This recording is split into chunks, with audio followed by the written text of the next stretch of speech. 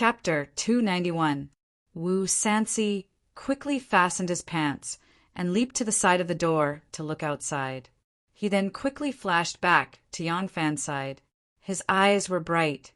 In an urgent tone, he said, "What is it that you are undecided about? Say it." In the hall, Wu Qingxi had angered Wu Sansi away. He couldn't help but feel secretly pleased. Speaking of which, Wu Sansi's ability to curry favor with his aunt and win over the officials was no less than his own. However, in terms of temperament, he was not as calm as Wu Qingxi. With just a little trick, he had angered the coachman away. Wu Qingxi said proudly, "For today's banquet, Yu Yi has specially invited a master of the inner teaching house to come and perform for us. Now that everyone is in a good mood, let's invite this master to show us his skills." Wu Qingxi's meaning was to take advantage of Wu Sansi's absence to invite this internal court master to perform in front of the hall. When Wu Sansi returned and saw this, he would be even more displeased. It would be best if he could not restrain himself and fly into a rage in the hall. However, he was not willing to let go of any opportunity to embarrass Wu Sansi. Wu Yi held great power and was a cautious person. Currently, he had not clearly expressed whether he supported Wu Qingxi or Wu Sansi. However, he knew Wu Qingxi's intentions in doing this. Since Wu Qingxi had already said it, he could not go against him. He could only clap his hands, stop the dance, and invite the specially invited internal court master to come out. In this era, the status of a song and dance master was naturally low. However, if one could become a master of the palace, their skills would certainly reach the peak. Their status would also suddenly rise. Even the nobles would have to be respectful when they saw them and view them as honored guests. Thus, when they heard that Wu Yi had invited an internal court master, the hall immediately fell silent. A moment later, with a jingle of ornaments, a beautiful woman in her 30s leisurely walked into the hall. Behind her were 6 young and pretty girls in colorful clothing. This beautiful woman wore a light blue dress that accentuated her tall and beautiful figure. Although she was almost 30 and no longer a young girl, she had a different kind of charm. She didn't have any other decorations on her body, only a silver hairpin with a round pearl in it. Her delicate face was thin and white like porcelain, and there was a quiet smile on it. Her temperament was refined, just like a celestial concubine. Among the guests in the hall, there were some who recognized her. They softly called out her name. Ah, wasn't that Master Ru Mei from the internal court? Among the internal court's worship masters, Master Ru Mei is a master of both singing and music. I wonder if she will play music or sing today. Just as he was speaking, in the midst of the melodious music of stringed instruments and flutes, 6 beautiful and elegant dancers had already gracefully bowed, their colorful sleeves fluttering in the wind as they began to dance. With one look, everyone knew that Lady Ru Mei was going to sing. Wu Yi stroked his beard, his face full of pride. An internal court master was not something that just anyone could invite. Ru Mei opened her throat slightly, and a clear voice suddenly rose.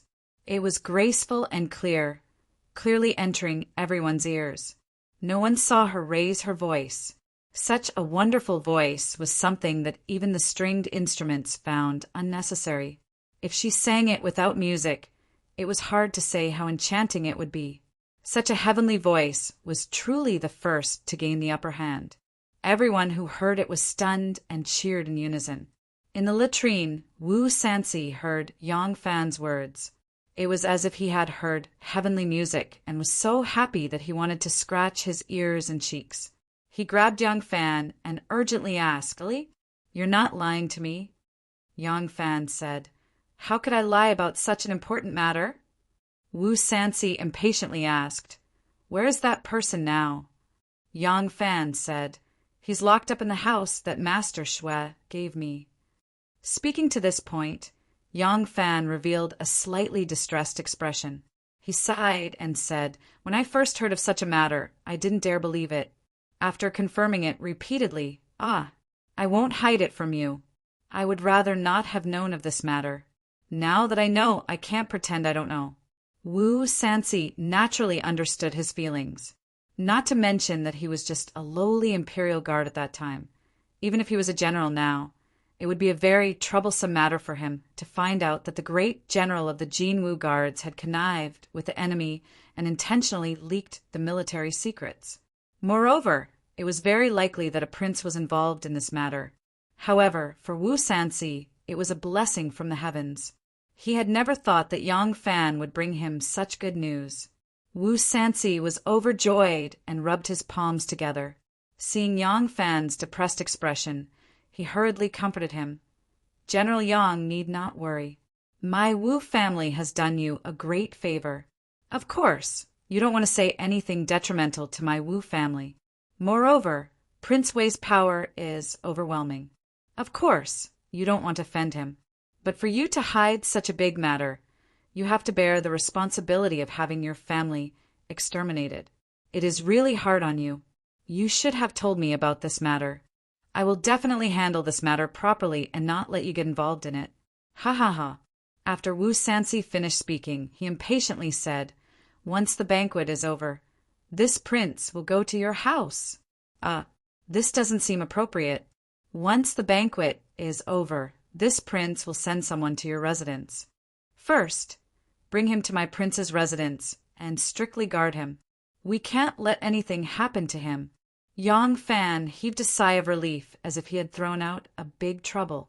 He hurriedly said, If that's the case, I will have to trouble you. General Yang, Your Highness, I am the second child in my family. You can call me Beta Persei. Wu Sansi happily said, Erling the Son of Heaven has arranged a marriage for you. In a few days you will be married.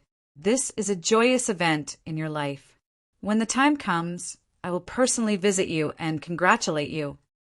Yang Fan's actions were clearly a proof of allegiance to him, clearly indicating that he was going to rely on him as a disciple. From Wu Sansi's point of view, because Yang Fan's master Shuehuai was close to Wu Qingxi, and Wu Qingxi's disciple Qiushinji was Yang Fan's old superior, he originally thought that the possibility of Yang Fan relying on Wu Qingxi was higher. Now that Yang Fan had chosen him, it was a joyous event for him. Moreover, Yang Fan had given him a gift that could topple Wu Qingxi. How could he not see Yang Fan in a different light? Of course, Yang Fan's actions also had his own considerations in terms of interests. After all, although he had a witness in his hands, no one knew if Qiushinji had other flaws or if there would be a case in the future. It was human nature to seek fortune and avoid calamity. But for Wu Sansi, he was the one who benefited the most. The two servants stood outside and heard a burst of laughter. Erling, that was a very grand speech. I wouldn't dare. How could I compare to you? HM, are you saying I am short? Oh, it was a slip of the tongue. Please forgive me, Your Highness. Ha ha ha, no blame, no blame. Why would I blame you? When did Your Highness become so familiar with this Erlang to the point of not caring about seniority? The two servants looked at each other. Their expressions were a bit strange. In the banquet hall, it was not very pleasant. As it turned out, the internal court guest, Ru Mei, was singing in the hall. Everyone was mesmerized by it, but the already drunk Xue Huai was impatient. This kind of elegant music was like a duck listening to thunder. He didn't understand it. He immediately asked Ru Mei to change to a song about love between a man and a woman. It was cheerful and interesting. As an internal court guest, Ru Mei was already a master. She had never seen such a vulgar person. However, she knew Xue Huai's status and didn't want to offend him. She could only suppress her anger and change to a midnight song. I do not comb my hair at night, my hair draped over my shoulders. My wrist stretched out on my husband's knees. How is it not pitiful? However, this was a bit too elegant for Xue Huai's level. Before Ru Mei could finish, he interrupted her and asked for another song. Ru Mei had no choice but to change to a folk song called Stepping Song. The gentleman is like the clouds in the sky, like the birds in the clouds, accompanying and relying on each other. reflecting the sun and wind. The gentleman is like the water in the lake, like the flowers in the water's heart, in love with the moon. The rhythm of the song was cheerful and the lyrics were simple. He thought that it would satisfy Monk Shue's wishes, but who knew that Shue Huai would still shake his head like a rattledrum. It turned out that what he wanted to hear was the obscene lyrics. What kind of status did Ru Mei have in the music hall? She was treated as a distinguished guest when she went in and out of aristocratic families. How could she endure such humiliation? In a fit of anger, she flicked her sleeves and left. After all, the Wu family was from an aristocratic family and couldn't compare to Shue Huai's vulgarity. Hearing his request, they felt embarrassed. When Great Master Ru Mei left in anger, they knew they were in the wrong and couldn't hold her back.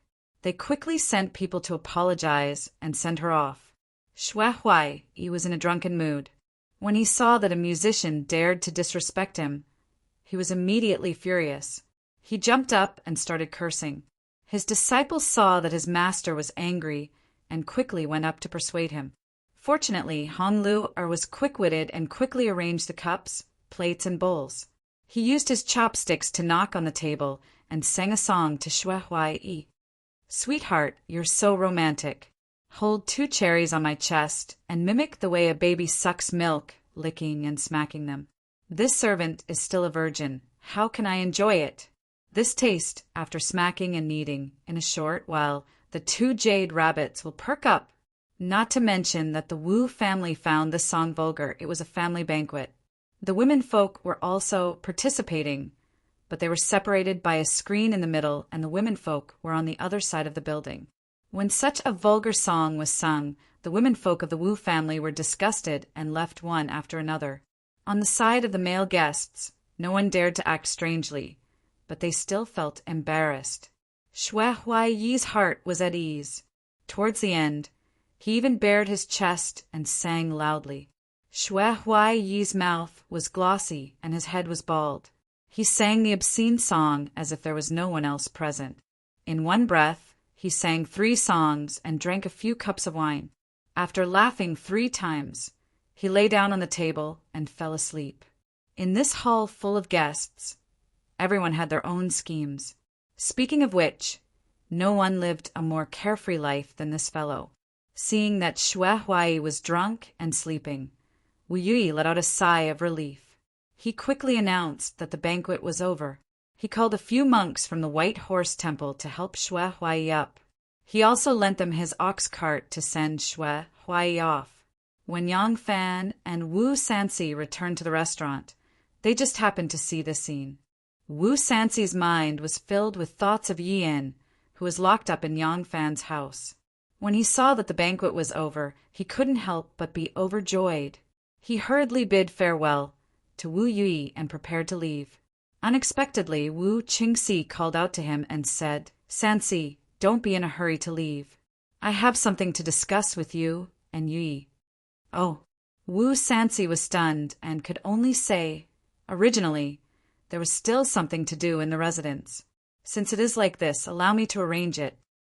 As Wu Sansi said this, he hurriedly walked in front of his steward and whispered a few words into his ear. After giving his instructions, he slightly raised his eyelids and looked deeply at Yang Fan.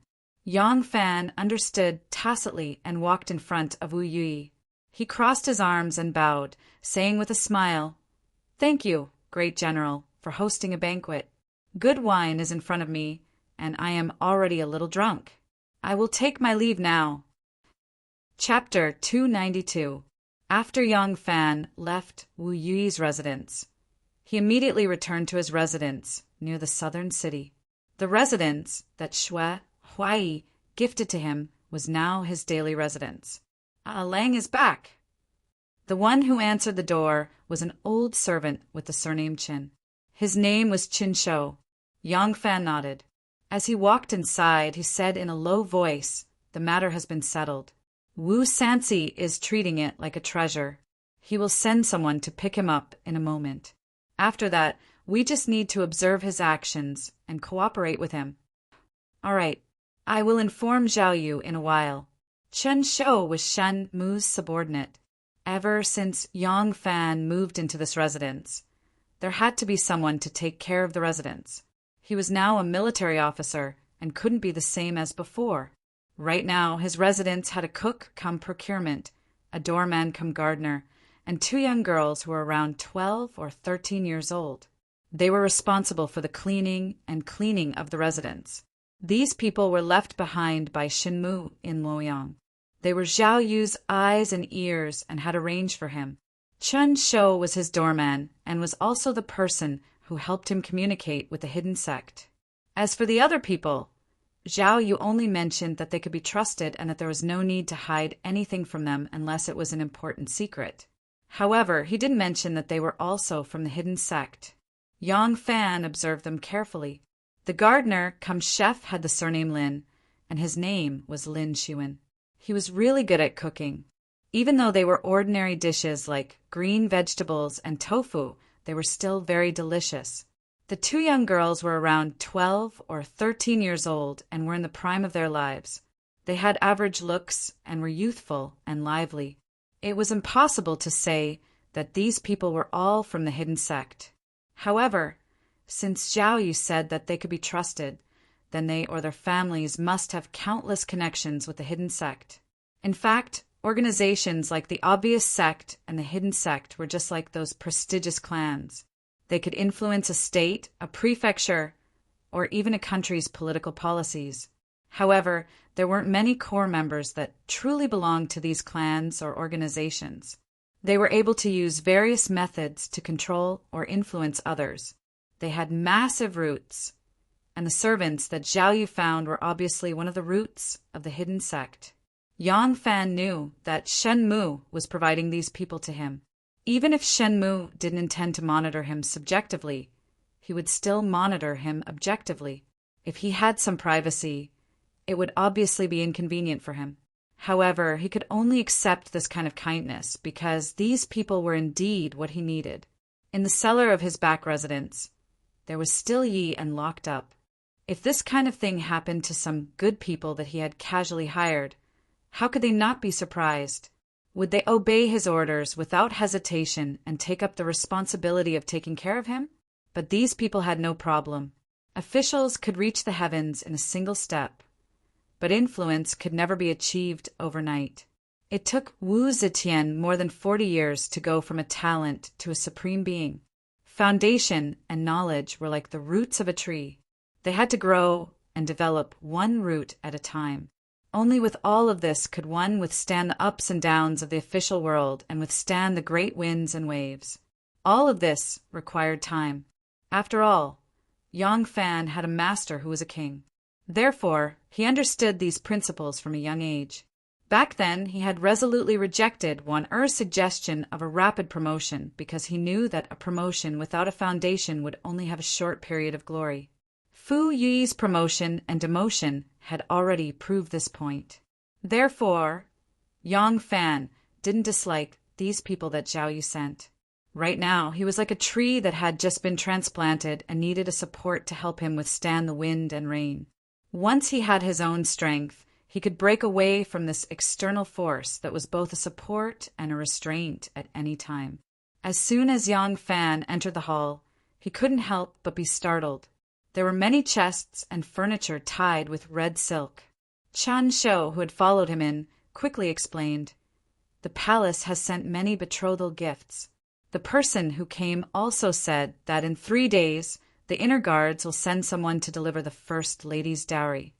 Yang Fan made an "oh" sound and said, "Go and guard the door. In a moment, a group of people with the surname Wu will come. Bring them in to see me." Chen Shou made a sound of agreement and walked to the door. Yang Fan walked over and pulled off the red silk.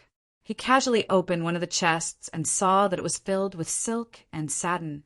Yang Fan closed the chest and looked at the furniture. Whether it was the table, the cabinet, the bed, the platform, the screen, or the stool, they were all made of precious wood such as red sandalwood, rosewood, and sour twigs. Although the wood was precious, it wasn't inlaid with gold or jade. Instead, it was painted in a primary color. As a result, it appeared simple and natural, luxurious but not gaudy. The style and shape of the furniture were also very unique. Even a random candle holder with a floor-to-ceiling flower had a unique design. It was especially elegant and generous. Looking at the style of the furniture, Yang Fan suddenly thought of the layout of Wan Er's residence. The style of the furniture was very similar. Yang Fan's heart unconsciously moved. He thought to himself, could it be that Wan Er personally chose all this furniture? He thought of Wan Er's deep love for him. Her greatest wish was to be his wife, and today she had personally chosen all the furniture for him to marry, just so that his wedding day with another woman could be grand and glorious. Wouldn't her heart feel like it was being cut by a knife? Thinking of this, a thought suddenly floated into his mind. Yi En was blindfolded by two fierce-looking men. They carried him out of the cellar and pushed him onto a cart. Yin only felt the cart go left and then right. He didn't know how long it went. When the cart stopped and he was taken down, he was pushed left and right for a long time. When the cloth covering his face was finally taken off, he found that he was in an extremely wide dungeon. He had been escorted for too long. Ever since he was kidnapped from the Shui Yantua tribe, he had been detained in a tent that belonged to an unknown tribe. After a few days, those people turned into horse bandits. They burned, killed, and looted as they charged back to Hushi. He was caught among them and passed through the snowy plains to Hushi. Then he was escorted to Longyu. At this time he was still relatively free. At least he knew where he was. But from then on, things were different. The last time he saw anything from the outside world was in the majestic Tongguan Pass. He saw a tall city wall built against a mountain. After that he was blindfolded. Every time the cloth covering his face was taken off, he would appear in a house of some unknown location. He trudged all the way until a few days ago when he was finally settled. He was imprisoned in a low and damp cellar. Today he was moved again. He didn't know if he would continue to be moved and imprisoned in some unknown place. Right now he was already confused. He had no idea what these Tang people were doing. This dungeon was very large, but there were only 3 prison cells inside. The middle of the cell was made of hardwood that was as thick as an arm. There were beds on the floor, and at the height of about 5 zhang was a row of skylights that allowed light to pass through. The skylights were open, and sunlight shone in through them. The dungeon did not seem gloomy or frightening. Outside the cell door stood 7 or 8 burly men in embroidered clothes. In the middle stood one person. Judging from his attire, he should be their master. This person did not look fierce. He had a long beard and an elegant demeanor. It was just that his eyes seemed a little too eager when he stared at Yi and couldn't help but think of the evil fetishes of the upper-class people of the Central Plains. At this time the man spoke. His words dispelled Yi En's worries. "Tell me in detail how you escaped from Lu Shirta's camp." Yi En sighed in relief and said weakly, "Haven't I already said it many times?" The man's voice became stern. "Then say it one more time." Yi En swallowed his saliva helplessly. The man's eyes flashed and he ordered, "Give him wine and food. Let him speak slowly." The people of the prairie loved wine. Ever since Yi En was captured, he had not touched a drop of wine for several months. When he heard that there was wine, his eyes lit up. Not long after, a few braised dishes and a pot of wine were delivered to the prison cell. Yi En impatiently grabbed the wine pot and took a big gulp. It was incomparably mellow and fragrant. It was actually top-notch wine that he had never tasted before. Yi En's eyes couldn't help but light up. He hurriedly took 2 more mouthfuls, and then grabbed a piece of braised meat and threw it into his mouth. Outside, a burly man in embroidered clothes brought in a stool. The middle-aged man with a long beard sat down and crossed his legs. He said with a smile, "Now you can speak." Yi En raised his head and saw that there was a table in the corner outside. A person dressed as a scribe from the secretariat was holding a brush and waiting to record. Ever since Yi En was captured, he had suffered a lot. He had already obediently told the truth. Moreover, He really didn't think that there was a need to keep this information a secret. Naturally, he didn't hide anything and obediently told the story. Wu Sansi came out of the dungeon and called the head steward over. He solemnly ordered, "Take good care of him. Give him whatever he wants to eat. If he falls sick, immediately send for a doctor and ask for medicine. There must be no delay. This person is very important to me. Do you understand? Ah Lang, don't worry. This old servant will remember it." And Wu Sansi unfolded the written confession in his hand and looked at it. He couldn't help but reveal a proud smile on his face. He then said, "Did Minister Zhou use them to come?" "Imperial Messenger Zhou and the others have already arrived. They are waiting for Ah Lang in the study." "Good." Wu Sansi clenched the confession tightly and rushed to the study with big strides. In the study, the Wu Sansi and the 5 dogs were whispering to each other, discussing spiritedly. After the Wu clan's banquet ended, they coincidentally received a message from Wu Sansi's confidant. He told them to immediately go to the Liang Palace and wait. He had something important to discuss with them. The 5 of them didn't know what important matter Wu Sansi had and were asking each other, but they couldn't get an answer. As they were chatting, Wu Sansi walked in with a beaming face. The 5 of them hurriedly stood up and greeted. "This lowly servant greets your highness." "Ha ha ha, sit. All of you sit. This prince called you all here today because there is a joyous matter to discuss with you all." The 5 of them looked at each other in confusion. Zhou Yong couldn't help but ask, "What joyous matter does your highness have to discuss with us lowly servants?" Wu Sansi walked to the main seat and sat down. He pressed his hands down for the 5 of them to sit down. He said with a smile, "This prince's greatest enemy is about to fall. Isn't this a joyous matter?" Chapter 293. Who was Wu Sansi's greatest enemy? Zhou Yong, Ran Ziyong, and the others were all Wu Sansi's trusted aides. How could they not understand? Hearing Wu Sansi's words, the 5 of them were shocked. "Yao Shaoji," cried out Wei Wang. Wei Wang is both a prince and a prime minister. He has always been the head of the officials and the head of the Wu clan. His influence in the court is like the sun in the sky. Frankly speaking, even a prince is at a disadvantage. Now, does your highness already have a way to deal with him? Wu Sansi smiled and showed them the confession in his hand. He said, "Take it and have a look." Zhou Yong quickly stepped forward and took the confession from Wu Sansi's hand. The other 4 could not wait any longer.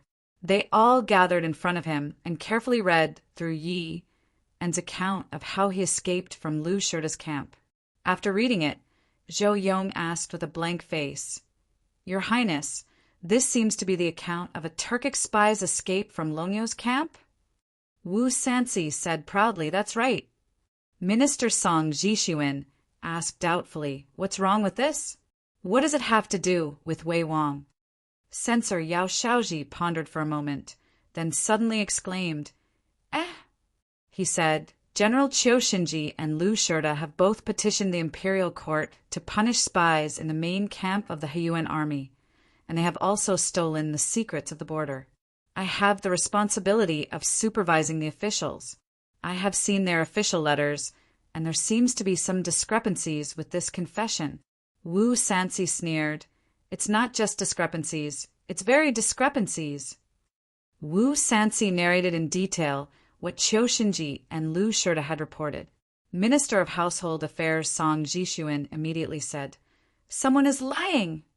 Wu Sansi looked at him and said, "In your opinion, who is lying?" Song Jishuin said, "Of course Qiu Shinji is lying. Is there a need for this Yi and to lie?" Wu Sansi said, "That's right." However, there were clearly only 2 people guarding the entrance of the tent. How did it turn into 4? Why were there 4 corpses on the ground by the time Lu Shirda heard the news and arrived before Yi En and his brother could kill them? Yi En and the other 2 are just ordinary spies. If someone had really infiltrated Lu Shirda's central army, it would be easy for them to assassinate the general or steal the military secrets. Why would they go through so much trouble to save the two of them? When the lackeys heard Wu Sanxi's question, their eyes lit up. Wu Sanxi said proudly, "What do you think the emperor will say when this prince's statement is presented to him?" Zhou Tong said excitedly, "His Majesty will definitely not let him off easily." Ran Zuyong and Song Jixuan rubbed their palms together excitedly and said, "That's right. This time we can finally bring him down." The supervising monster trainer, Yao Shaoji, was in charge of handling cases in the penal courts, so he knew more about these matters than they did. He thought for a moment, then hurriedly said, "Wait. Everyone, please wait. Only Qiushenji is involved in this matter. What if Wei Wang abandons his pawn to protect the general? How can we drag him down with us?" Wu Sanxi said, "Everyone in the court knows that Qiushenji is Wu Qingxi's disciple. Without his approval, would Qiushenji dare to cause such a big mess in Longyu? If Longyu is really in chaos, would Qiushenji have the confidence to take command of the Western region's troops? It is obvious that this matter was planned by Wu Qingxi." Yao Shaoji said, "Your Highness, the crux of the matter is not this, but the fact that Wei Wang is favored by the emperor." Wu Sanxi's eyes narrowed and he said in a deep voice, "What do you mean? Are you going to let go of such a good opportunity?" Yao Shaoji smiled sinisterly and said, "How can we let go of such a good opportunity? What I mean is that Wei Wang is favored by the emperor. I'm afraid that if he quibbles, the emperor will help him. In that case, Qiushenji's matter will not be related to him. We have to make him sink deeper and deeper, and it will be difficult for him to escape. Especially when he loses the emperor's favor, then we can succeed." In the end, Wu Sanxi was not an impulsive and unwise person. With Yao Shaoji's reminder, his fervent desire to overthrow Wu Qingxi gradually cooled down.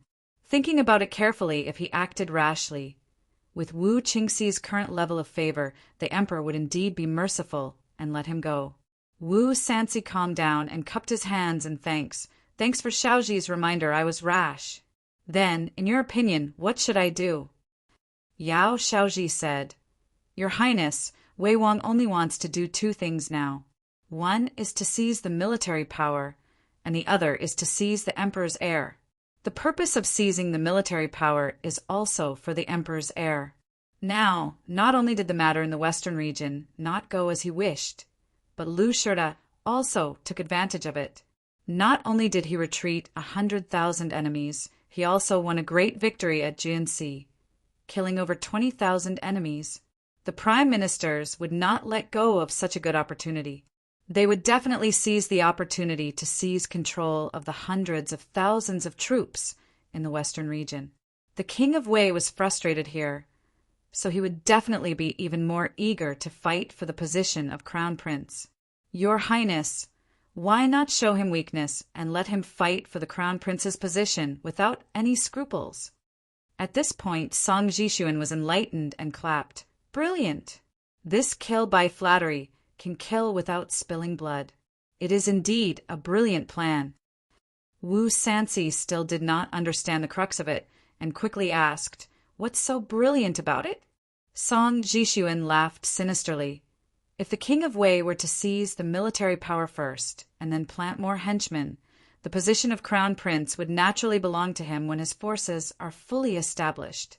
But if he were to set his sights on the position of crown prince now, what would that mean? His Majesty is old, but he does not concede to his old age. Will His Majesty be happy? Wu Sanxi hesitated. What if it turns out to be true? At this point, Zhou Yong also understood the crux of it and quickly said, "Your Highness, this makes sense. If we don't stop him, will no one care? Those few chancellors don't like anyone from our Wu family.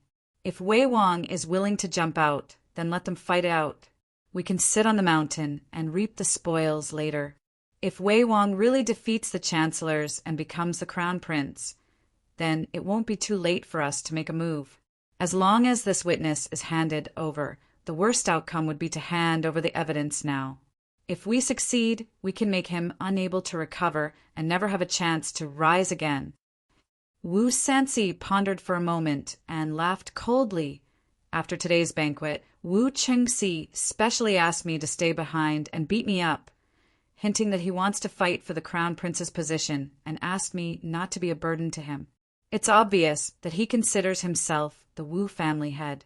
Hearing what you said, it seems that I really have to give way to him." Ran Ziyong hurriedly said, "When a vulgar bird is about to strike, it will fly and fold its wings. When a ferocious beast is about to fight, it will bow down. Wei Wang has ascended high and is facing the abyss. So what if we allow him to be arrogant for a while?" Wu Sansi laughed heartily. "Well said. Then I will allow him to be arrogant for a while." Ha! Tin Ano's body was twisted strangely as he leaned against the cliff. It was hard to tell if he looked like a ferocious beast or a vulgar bird. However, it was true that he was facing the abyss. When Tin Ano committed suicide by jumping off the cliff from the peak of Mount Hua, he did have the intention to die. She was not a girl who would surrender easily, but she knew very well how much power her young master had. If her young master wanted Yang Fan to die, then Yang Fan would definitely not be able to live. Using one person's martial prowess to fight against an aristocratic family that could overturn the world, that was only a fantasy in legends. So, when her young master said that only one of them could live, she almost immediately accepted this result. In fact, she could not wait to accept this result because she was worried that her young master would change his mind again. She knew that her young master had made a solemn promise. Since he had personally raised this condition, as long as she fulfilled her promise, no matter how unwilling he would not go back on his words. The cliff was steep and the wind was extremely strong. The Tian Ai knew was like a paper kite with a broken string, tumbling down the cliff. Her body hit the protruding rock wall a few times, and her body was covered with cuts and bruises. She thought that she would soon be smashed into pieces, but her loosened clothes accidentally caught onto a pine tree that grew on the steep rock wall. At this moment, she suddenly realized that she had already left her young master's sight. No one would think that falling from such a high place would still be able to survive. Even if she escaped now, as long as she did not expose her tracks, her young master would still think that she had fallen into pieces and would still keep his promise. Then, she might still have a chance to be with Erlang. The good quality clothes only supported her for a moment. Although the time was short, it was enough to rouse her will to live. This thought flashed through her mind like a spark. Her hand unconsciously moved, and the flying claws hidden in her sleeves shot out like a spirit snake. The moment her clothes broke, they wrapped around that old pine tree. However, after she had the will to live, she found that in this position it was not hard to die, but it was as hard as ascending to heaven to live. At this moment, her body was hanging between the precipice, hanging alone on an old pine tree. She could not go up to the sky, nor could she go down to the ground. The top of the rock was far away in the clouds, and the ground below was also in the clouds. Her body was in midair, and it was really difficult to go up or down. But she had to do something. If she stayed here, no one would come to save her.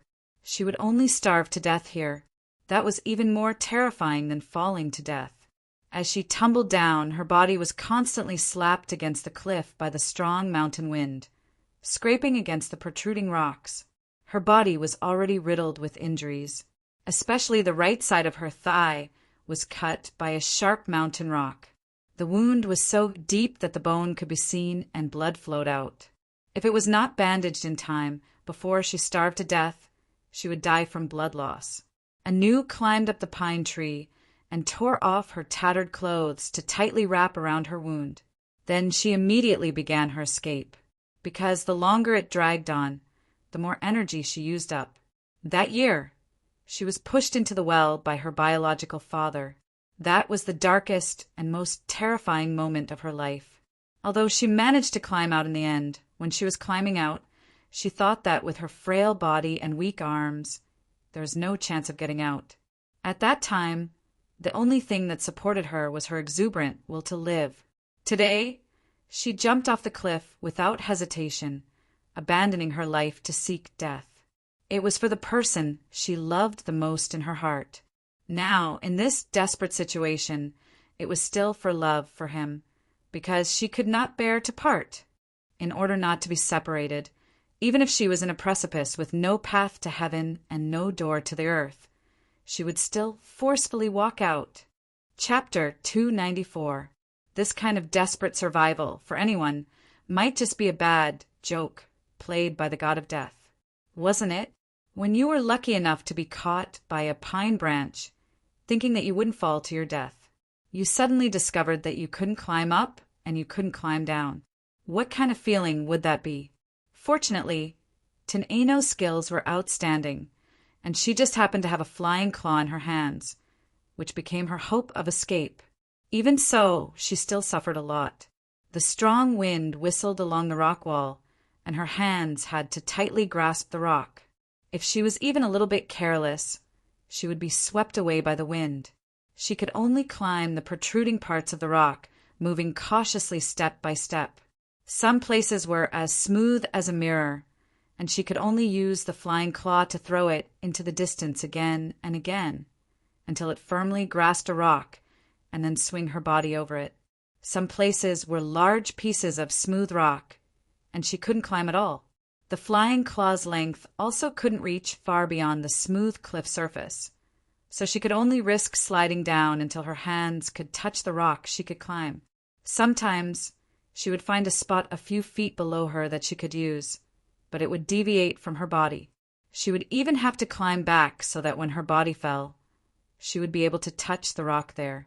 This kind of torture could simply drive a weak-willed person crazy, but Tin'eno clenched her teeth and endured it. She didn't know how long she climbed or how far she climbed, but after using the flying claw many times, it had already broken, turning into a small, useless chain. Her body had already exhausted the last bit of strength in the endless climb, and she no longer had the strength to move. And at this moment, she was under an inverted triangular rock, hanging there like a bat, unable to advance or retreat. Tin'eno's ears were ringing, her heart was beating fast, her vision was blacking out, and her hands and feet were weak. She was, after all, made of flesh and blood. She knew that she couldn't hold on any longer. She looked down the rock in despair, and there seemed to be a layer of mist in front of her, faintly flashing with a touch of green. "Give me another place to borrow strength. Give me a little bit more strength. God, I beg you," Tin'eno prayed inwardly. He arched his body and gathered his strength. Suddenly, he dashed to the right with all his might. Her fingertips touched a protruding rock, but it was only a touch, and then she fell down. "Why? Since you want me to die, why give me hope?" Tin'eno screamed silently from the bottom of his heart. Tears of despair suddenly gushed out. Cha-cha-cha! A sharp hunting knife hacked at the weeds, vines, and overgrown branches. There was a rustling sound in the dense forest, and a few people suddenly came out. They were all dressed in colorful hunter outfits. When they stood still in the forest, they almost blended in with the grass and trees, so it was not easy to be discovered. They all held steel pitchforks and had hunting bows slung over their shoulders. The person leading the way was the most muscular of them all.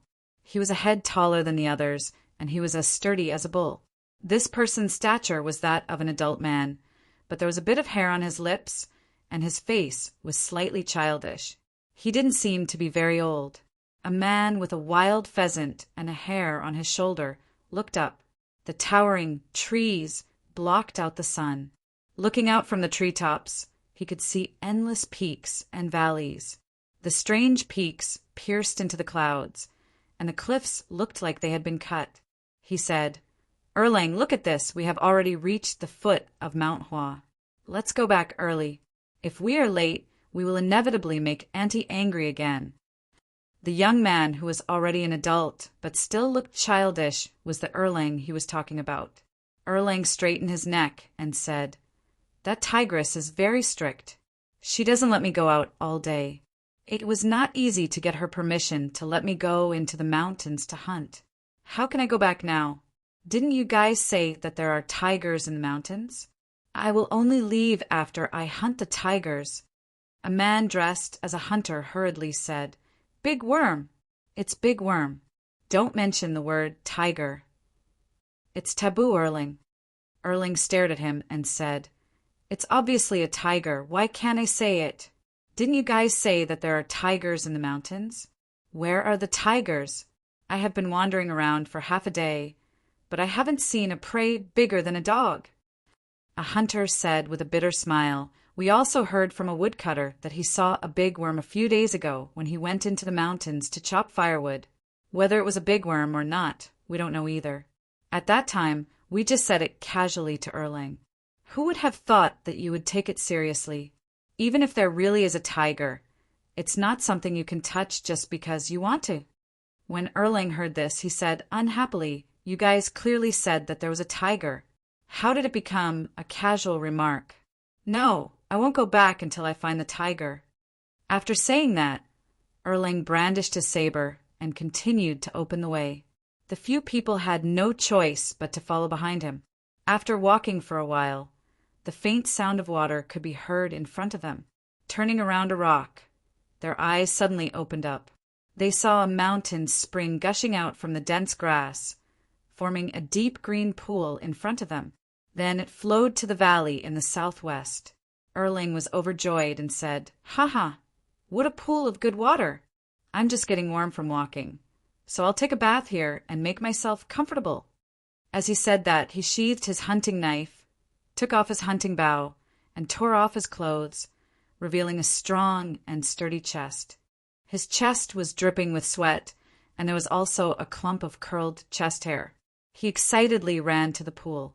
Just as he was about to take off his clothes, he heard a loud bang, and a large splash of water hit him in the face, making him look like a drowned rat. Erlang stood by the pool in a daze, water dripping down his face. He wiped the spring water off his face and said in surprise, What happened? A hunter beside him pointed to the pool and said, Erlang, look! There's someone in the water! Erlang fixed his eyes on the rippling water and saw a young girl floating on the surface of the water. Her long hair was draped over her shoulders, and she floated along the waves like water plants. Her dress spread out in the water like a huge lotus leaf, and the young girl was lying in the middle of the lotus leaf. Her cheeks were as pale as a white lotus flower that had just bloomed. Erlang said in surprise, We haven't even seen the tiger yet. Why did a tigress fall from the sky? This Erlang was born a bit simple-minded. His eldest brother was an official outside, and his eldest sister-in-law ran the household. This eldest sister-in-law was smart and capable. She ran the household very well, because she was worried that this simple-minded and simple-minded brother would stir up trouble outside and spoil the family's reputation. She was very strict with him. This Erlang was extremely afraid of his eldest sister-in-law, and always called her a tigress behind her back. Just a little bit, and all the women he saw were all tigress. Just as he said that, the faint green lake water turned red, and strands of blood rippled out from the young girl's body, like a chrysanthemum in full bloom. Erlang's eyes widened, and he said in surprise, And it's a tigress who's just about to come. The hunter beside him didn't know whether to laugh or cry. He said, Erlang, I think this girl seems to be injured. Erlang said in shock, Is that so? Then why aren't you going to save her? As he said that, he stretched out his hand and pushed, and the man fell into the water with a splash. After Tianai knew was dragged ashore, a few men suddenly surrounded her and stared at her with their eyes wide open. Tineno had already fainted. Her cheeks were as pale as snow, and a few strands of her hair were wet on her delicate face. Her small face was like the frost in the snow, making people want to love her. When Erlang saw this, he couldn't help but shout, I called her wrongly.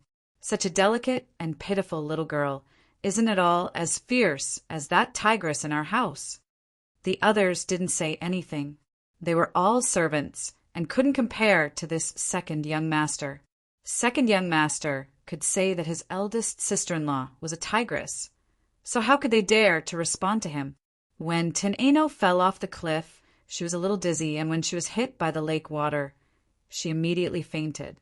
In her unconscious state, she coughed a few times and spat out some lake water. She muttered, "Erlang," and then there was no more sound. The bull-like Erlang scratched his head in surprise and said, "Did you guys hear that? What did she just say?" Next to him, a servant dressed like a hunter said, "I think she said, Erlang." Erlang clapped his hands and said, "That's right. I thought I heard wrongly, but she really called Erlang. This girl called me just now, so she knows me." The servant stifled his laughter and said, "Erlang, the girl might not know you. You're not the only Erlang in this world." Erlang glared at him and said, "Are you called Erlang, or is he called Erlang? There's obviously only me here. So who else could she call if not me? Hurry, hurry, carry her back home and let that tigress in our house take a good look at her. Since she knows me, she might be a relative of our family." When the servants heard his nonsense, they couldn't help but laugh. But seeing that the girl was in trouble, of course they had to save her. The servants hurriedly chopped down 2 thick tree trunks, then took off their coats and tied them firmly to the tree trunks to make a simple stretcher.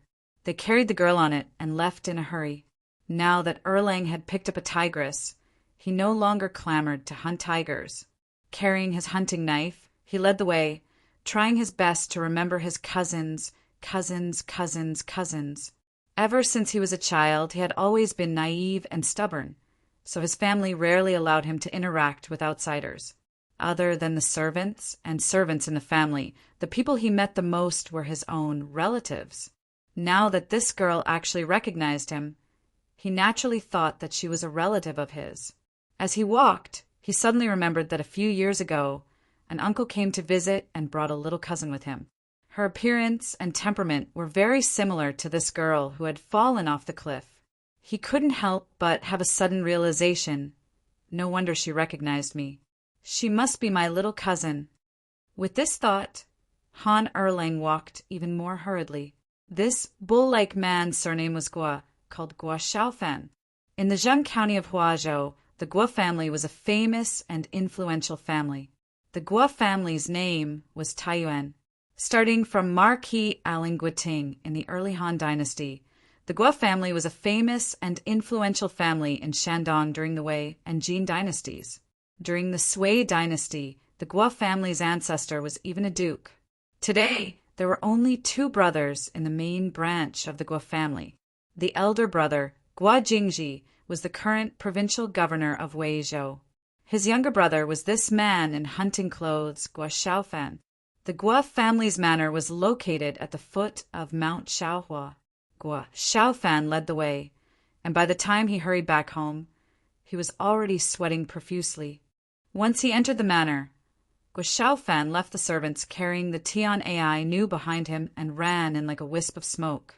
He shouted at the top of his lungs, "Sister-in-law, sister-in-law, come out quickly, little cousin is injured." Chapter 295. Han Erlang's house was built at the foot of Mount Shaohua. It was built against the mountain and covered an area of more than 10 mu. It had thick and high walls, a spacious courtyard, green tiles, vermilion eaves, and richly ornamented rafters. The stone lion and flagpole at the entrance indicated that this was an official's house. The west wing of the house's second courtyard was where the guest rooms were. There were lush flowers and trees here, a pond and a pavilion. The flowers and plants were not much decorated, so it was full of wild charm. In an elegant and clean guest room, the windows were bright and the table was clean. A vase of orchids was placed on the table, exuding a faint fragrance. A woman was sitting on the side of the bed. She was wearing a jade-colored silk dress with large sleeves. She had a slender neck, and her black hair was tied up with a jade hairpin. Her delicate facial features and delicate skin were as elegant as the orchids in the vase. This woman, who was as elegant as an orchid, was the tigress mentioned by Han Erlang. The tigress' name was Xiangrulin. Her husband, Guo Jingji, was now the provincial governor of Weizhou. Weizhou was located in the Longxi region and was not safe there. There were often wars with Tubo, so it was not convenient for her to bring her family along. Moreover, her mother was still in the hall, leaving only a naive younger brother at home. There was no one in charge. Guo Jingji was worried, so he left his wife at home to take care of his mother. There were a few people standing quietly beside the bed. There were 2 maids in green, an old man dressed as a steward, and the naive Guo Xiaofan. When Guo Xiaofan saw his sister-in-law retracting her hand, he asked in a simple voice, "Sister-in-law, how is my cousin?" Xiang Rulin rolled her eyes at him and said angrily, "I told you she's not your cousin. Don't talk nonsense." Guo Xiaofan scratched the back of his head and said curiously, "Is she really not my cousin? How did she recognize me?"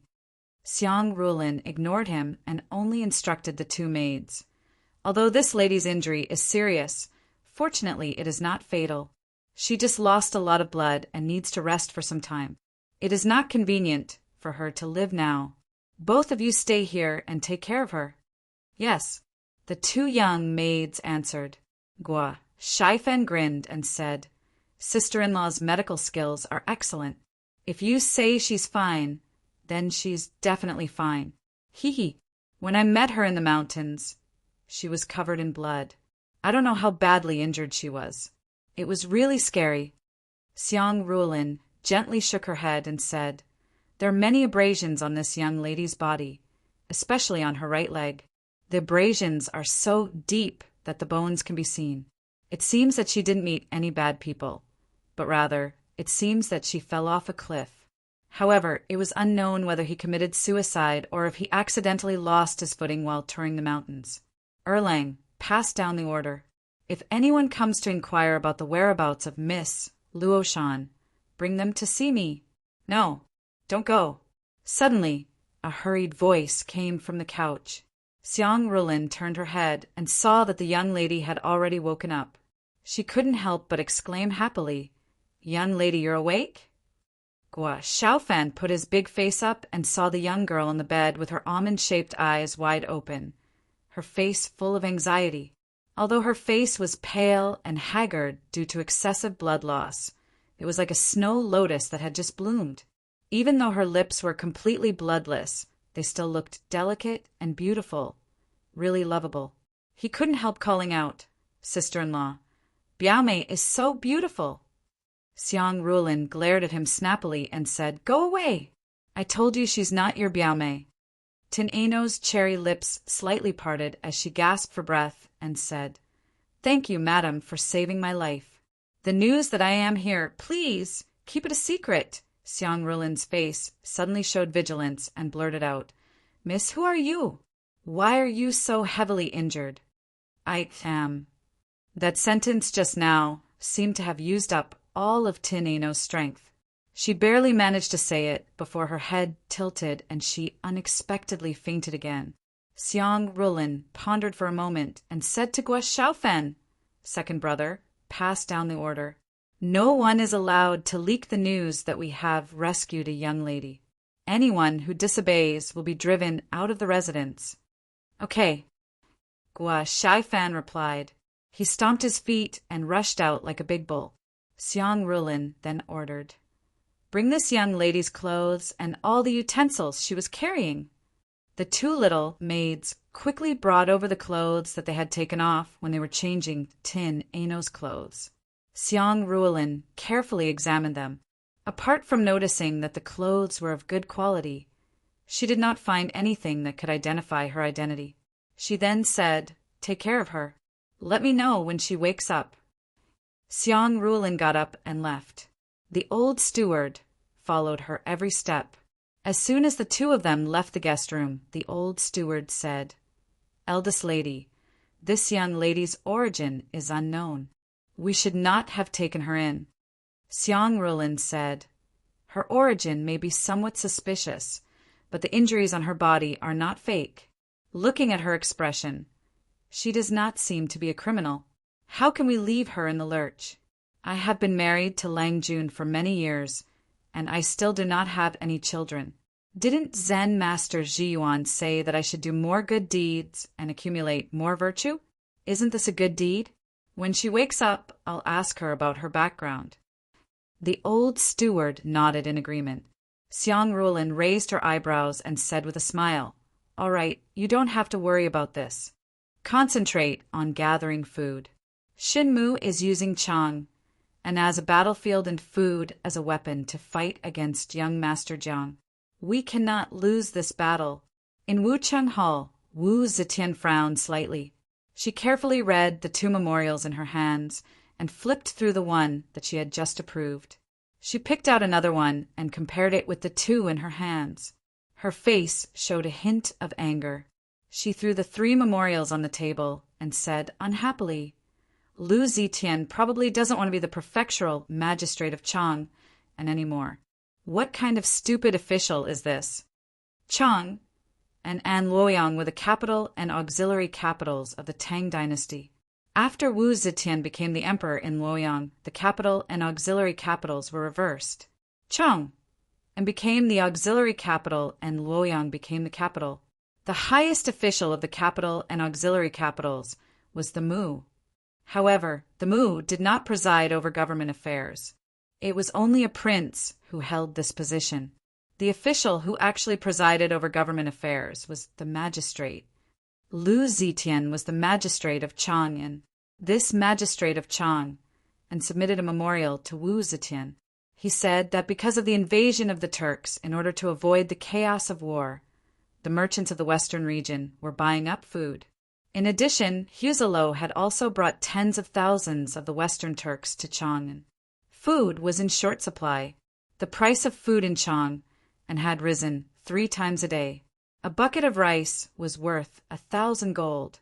It was extremely expensive. He begged the emperor to immediately allocate food to solve the crisis in Chang. Chang and was originally the capital of the Tang dynasty. Although it was now an auxiliary capital, its status was not inferior to that of Luoyang. If the political situation in Chang and became unstable, it would cause turmoil throughout the country. Wu Zetian did not dare to take this lightly. She had just personally written an official reply, ordering the various regions to allocate food to stabilize the price of food in Chang. However, before the memorial could be sent out, Lu Zetian sent another memorial. He said that because the Turks had retreated, the merchants of the western region who had stockpiled food had all sold off their food. The price of food had fallen back to normal. This was supposed to be a happy event. Since the price of food in Chang and had stabilized, the imperial court could save a lot of effort. However, almost immediately after, Magistrate Lu sent another urgent dispatch. He said that there were frequent rumors in the streets. Some said that there would be a drought in Guangzhou this summer and there would be no harvest. Some said that the Turks had not given up and wanted to join forces with the Tubo to invade the border again. As a result, the aristocrats and the common people were fighting for food, causing the price of food to rise again and again, resulting in a food shortage. They begged the imperial court to allocate food to solve the crisis. Wu Zetian complained. Originally, she wanted to listen to Wan Er's explanation. After all, she was already old and did not have the energy to deal with so many government affairs. Many things were handled by Wan Er on her behalf. Wan Er knew the situation of the people and the local officials like the back of her hand. Without Wan Er as the empress, it was really difficult for her. However, when she spoke today, Wan Er, who had always been smart, did not reply. Wu Zetian glanced at her with some surprise. She saw Wan Er standing beside the imperial table looking absent-minded. It was obvious that her mind was elsewhere. Discontentedly, Wu Zetian grabbed the Jinshan He and slapped it twice. Startled, Wan Er quickly collected her mind and asked, "What's your order?" Wu Zetian said unhappily, "Wan Er, what's wrong with you these days? Why do you always look absent-minded?" Wan Er said in a panic, "Oh, Wan Er has caught a cold these days. My body is not well yet, so I don't have much energy." "Oh," Wu Zetian said with relief. "If so, You can go back and rest later. You don't have to wait in front of the emperor. First, take a look at these muddled memorials from the Chang and local government. What's going on? Wan took over the memorials. She had seen the first two, but the last one was just delivered by Wu Zetian after she left the court and rushed to Wuqing Hall. Wan carefully read the three memorials and said to Wu Zetian, Lu Qiantian has always been diligent as an official. He is honest and talented and has a good reputation. However, food is the most important thing to the people. Once food is involved, even the slightest disturbance will inevitably cause a big commotion. If some unscrupulous merchants wanted to make a huge profit and took the opportunity to say something shocking, those ignorant commoners would not have the ability to distinguish between them. Naturally, they would add fuel to the fire, blindly robbing and raising the price of goods. Once the price of goods increased, there would be complaints of injustice. No wonder Lu Qian was so busy. If Wan remembered correctly, the Chang and local government had enough grain last year. Although this year's new grain has not been put into the warehouse after last winter's consumption, there should be at least 16 cellars of grain left among the 24 cellars in Chang. You can order the Chang and local government to sell the official grain. If the people are willing to buy it, we can sell it openly. If the people have grain in their homes, they won't panic. When the people are calm, the grain price will naturally stabilize. Wu Zetian nodded and said, Well, what Wanner said is very reasonable. Little Hai. The servant, Little Hai, waved his horsetail whisk and stood in front of the imperial desk with a bow. Wu Zetian said, Go to the Ministry of Revenue and ask them to immediately check how much grain Chang and local government has and report to me as soon as possible. Little C received the verbal order and hurriedly left for the Ministry of Revenue. As soon as Little C left, an extraordinarily handsome young general dressed in military attire arrived in front of the palace gates and said in a clear voice, Featherwood Left Commander Yang Fan has an important matter to request an audience with His Majesty. Shanghai Wanner let out a soft cry and immediately knew that she had lost her composure.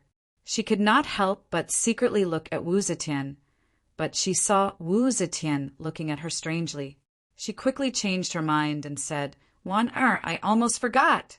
Whether Chang and lacks grain or not, since the warehouse has been moved, we still need to transport grain from other places to make up for the shortage of the local government. Wu Zetian laughed and said, You little girl, what's there to be surprised about? Don't tell me I haven't thought of this. First, send an urgent edict to the Chang and local government and ask them to sell the official grain to calm people down. As for the matter of collecting grain, ask the prime ministers to handle it. Wan smiled shyly and said, Yes. Wu Zetian turned her head and said, What does Yang Fan want to see me about? Ask him to come in. Wanner quietly retreated to the side. Her pair of limpid eyes, full of affection, glanced at the door. Chapter 296. Your subject, Yang Fan, greets the Holy One. Yang Fan clasped his hands and stood up, his hands at his sides. He knew that Wanner was staring at him, but Wu Zetian was also looking at him. At this moment, he did not dare to be careless. Wu Zetian asked, What do you have to report to me? Yang Fan said with his hands at his sides, Scholar Wang Qingji led hundreds of people from all over Luoyang to kneel outside the Meridian Gate and present a petition. Wu Zetian was startled and looked at Shanghai Wanner in surprise. Wanner was in charge of all the literature in the world, and most of these scholars were under her control. Wanner gently shook her head, indicating that she did not know either.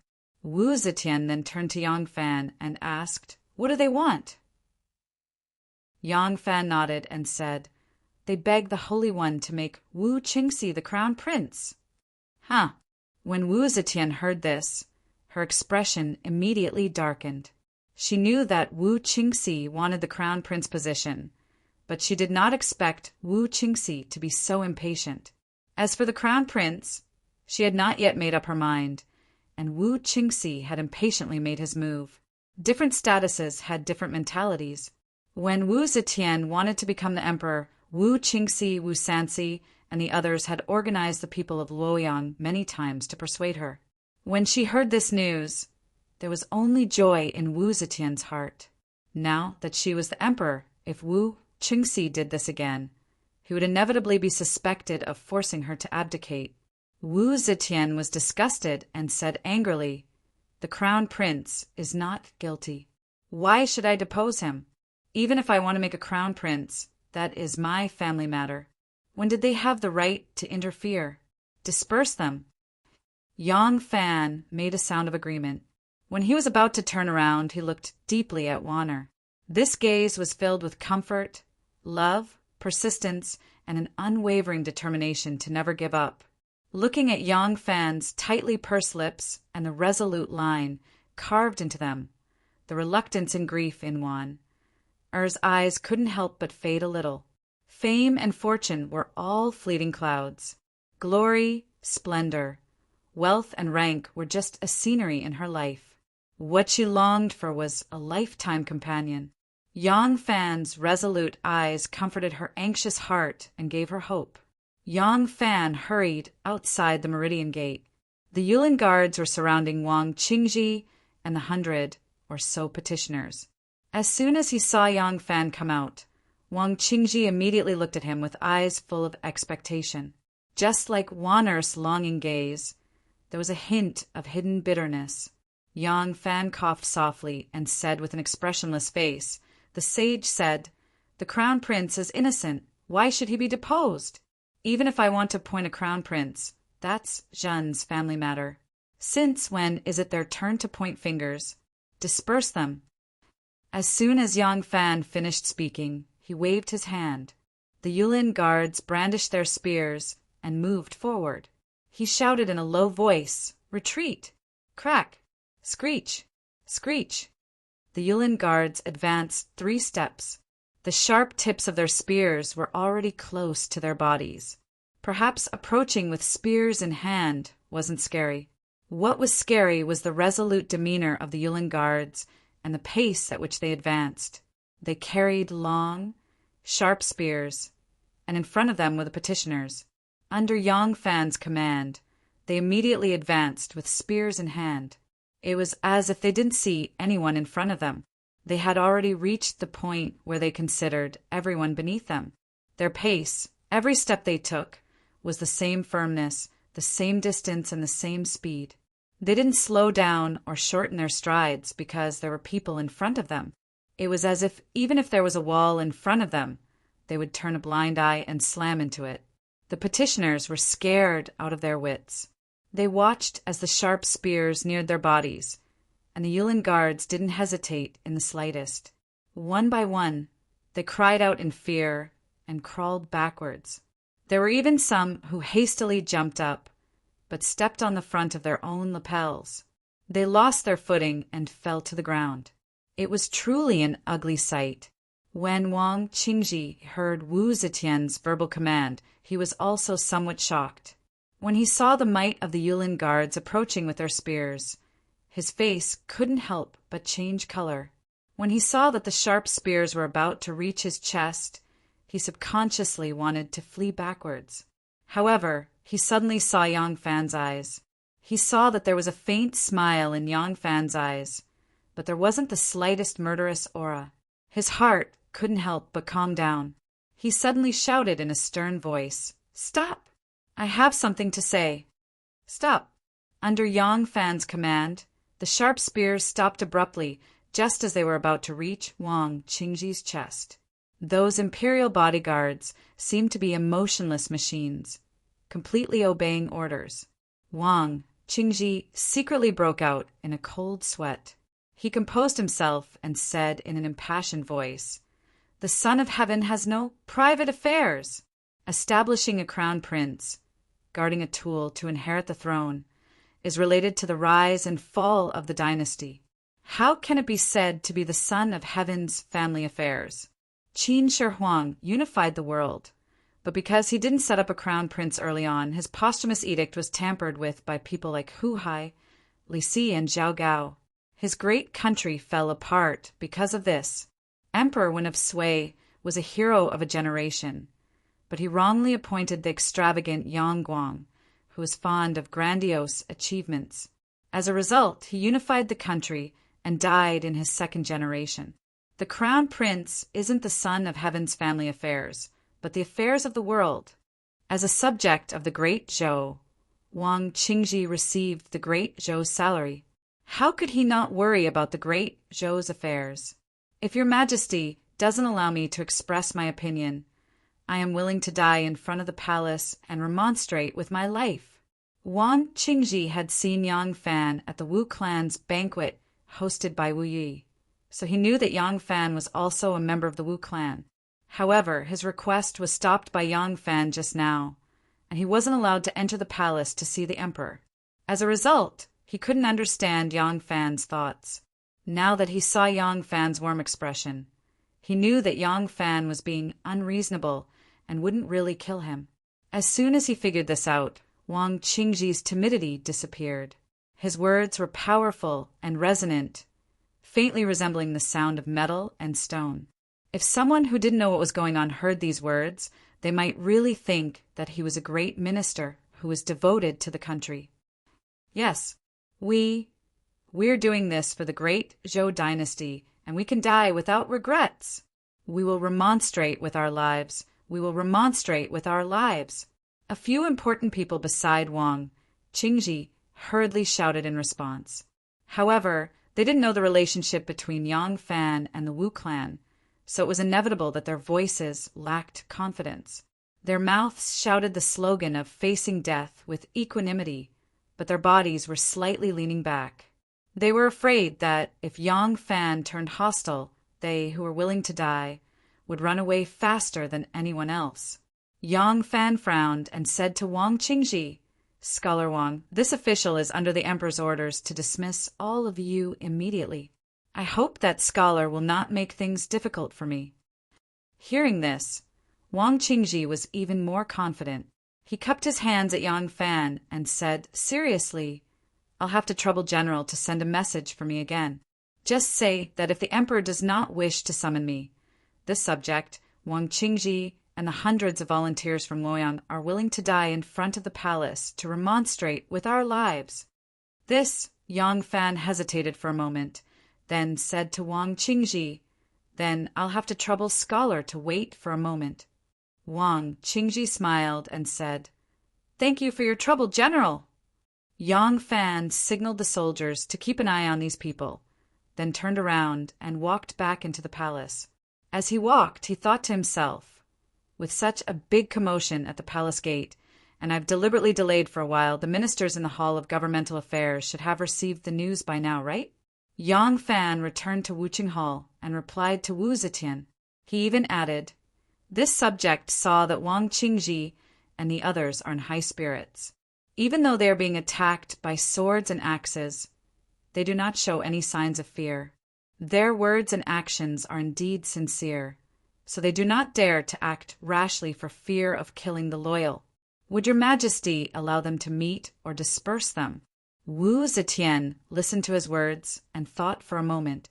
She waved her hand and said, "Tell the leader, Wang Qingji, to enter the palace to meet the emperor." Yang Fan hurriedly said, "This subject obeys the emperor." Yang Fan arrived at the Meridian Gate and loudly announced the emperor's edict. Wang Qingji could not contain his joy and quickly comforted his companions. He tidied up his clothes and followed Yang Fan into the palace to meet the emperor. The two of them walked one after the other. Seeing that there was no one around, Wang Qingji took a step forward and said to Yang Fan in a low voice, "Thank you for your kind words, Lang General."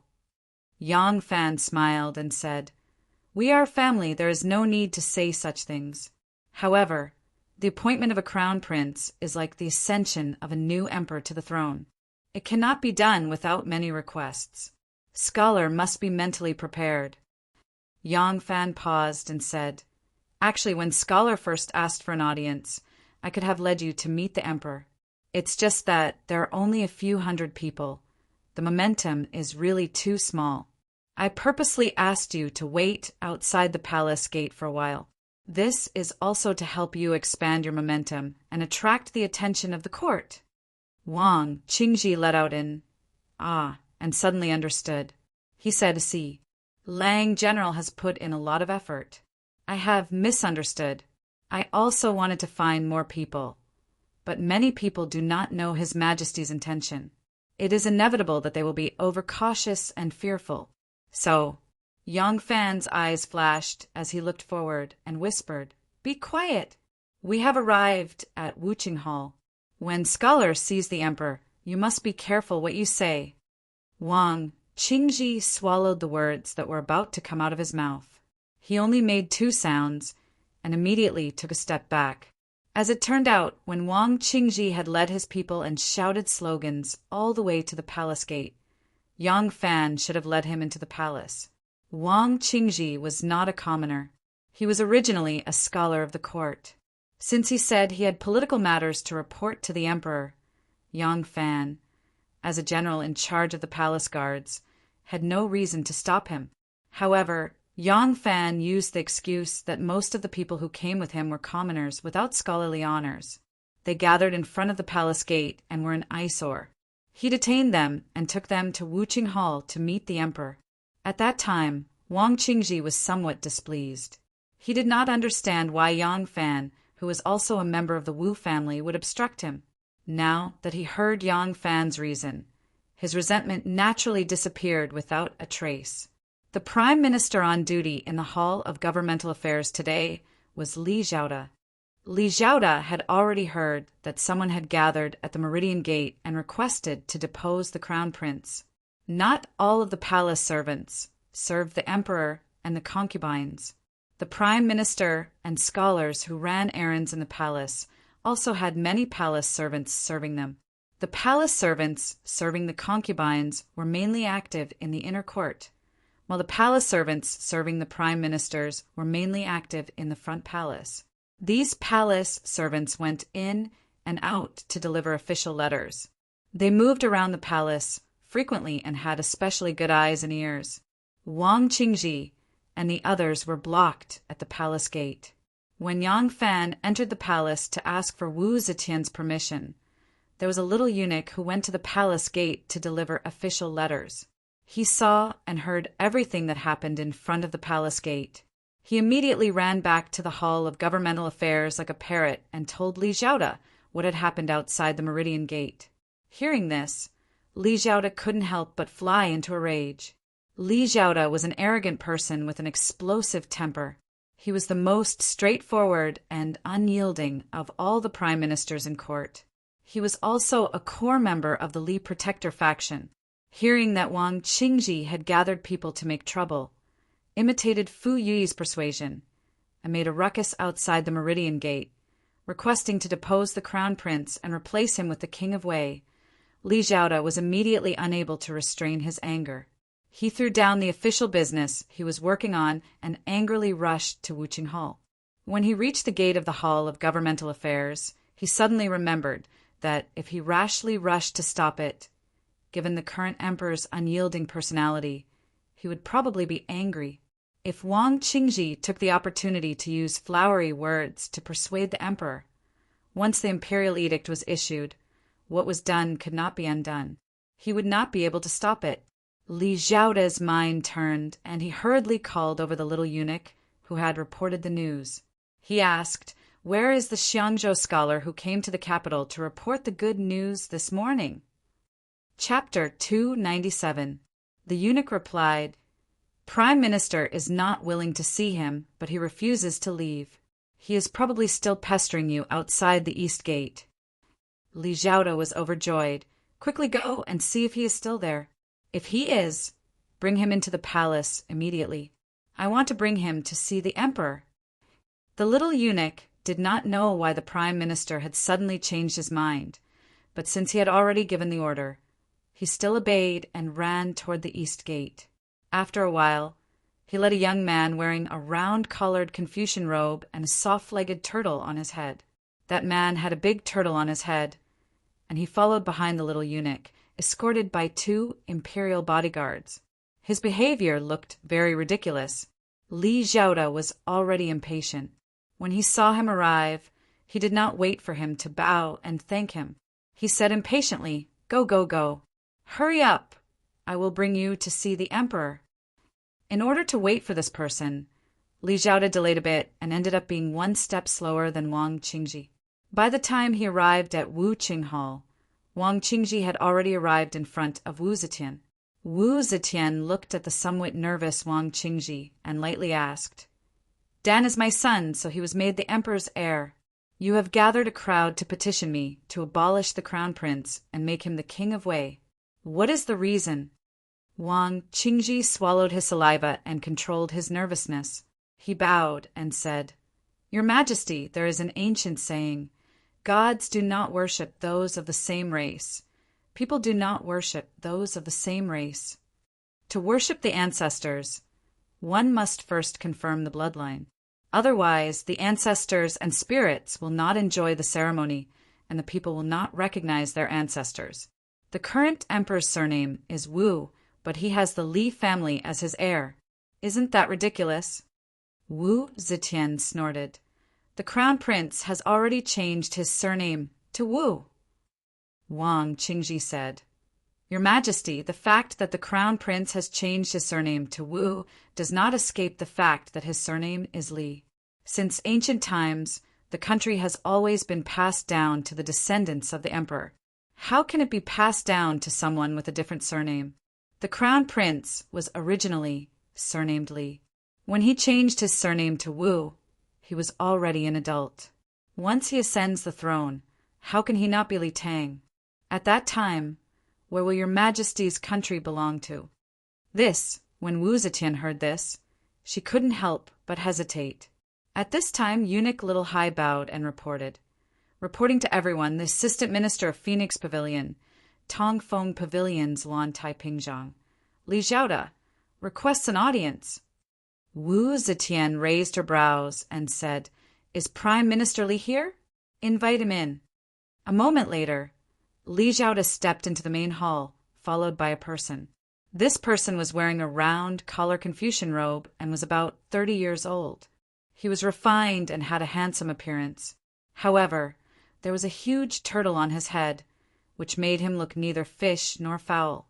When Li Zhaoda saw Wu Zetian, he bowed and said, "This subject Li Zhaoda greets your Majesty." The scribes with the turtle on his head bowed as well. "Prime Minister Li, you may dispense with the formalities. Please have a seat." After Wu Zetian finished speaking, she curiously looked at the man with a big turtle on his head and asked, "Why did Prime Minister Li come to see me? Who is this person? What does he do?"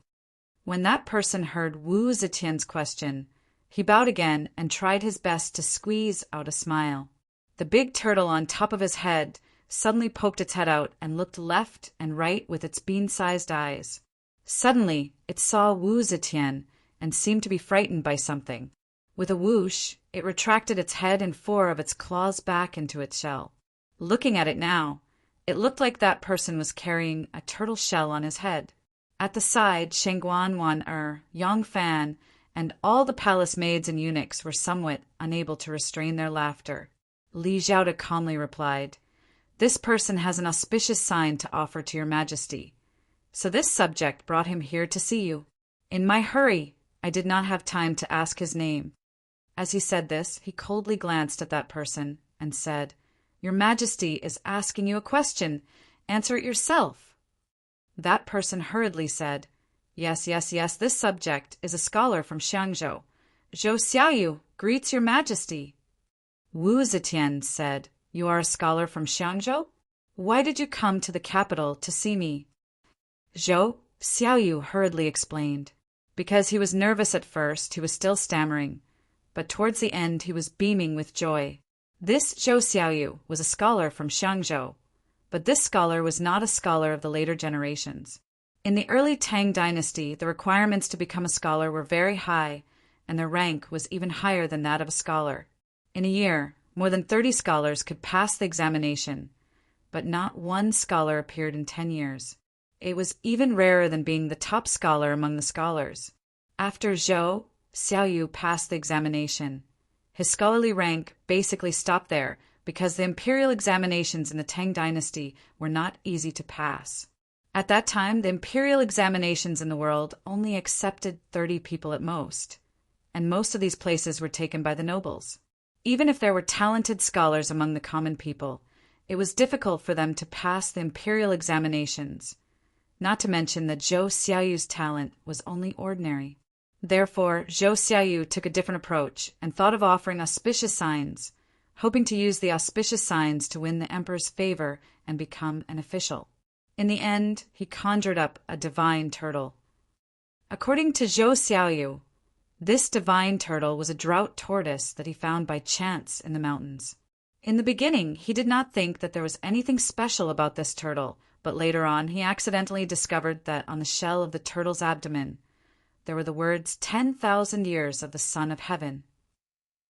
This made him curious, so he went to the capital to present this divine object to the emperor. Wu Zetian happily said, "Minister Zhou, quickly present the divine turtle, let me see it." Wang Qingji's passionate speech was interrupted by Li Zhaoda's intrusion.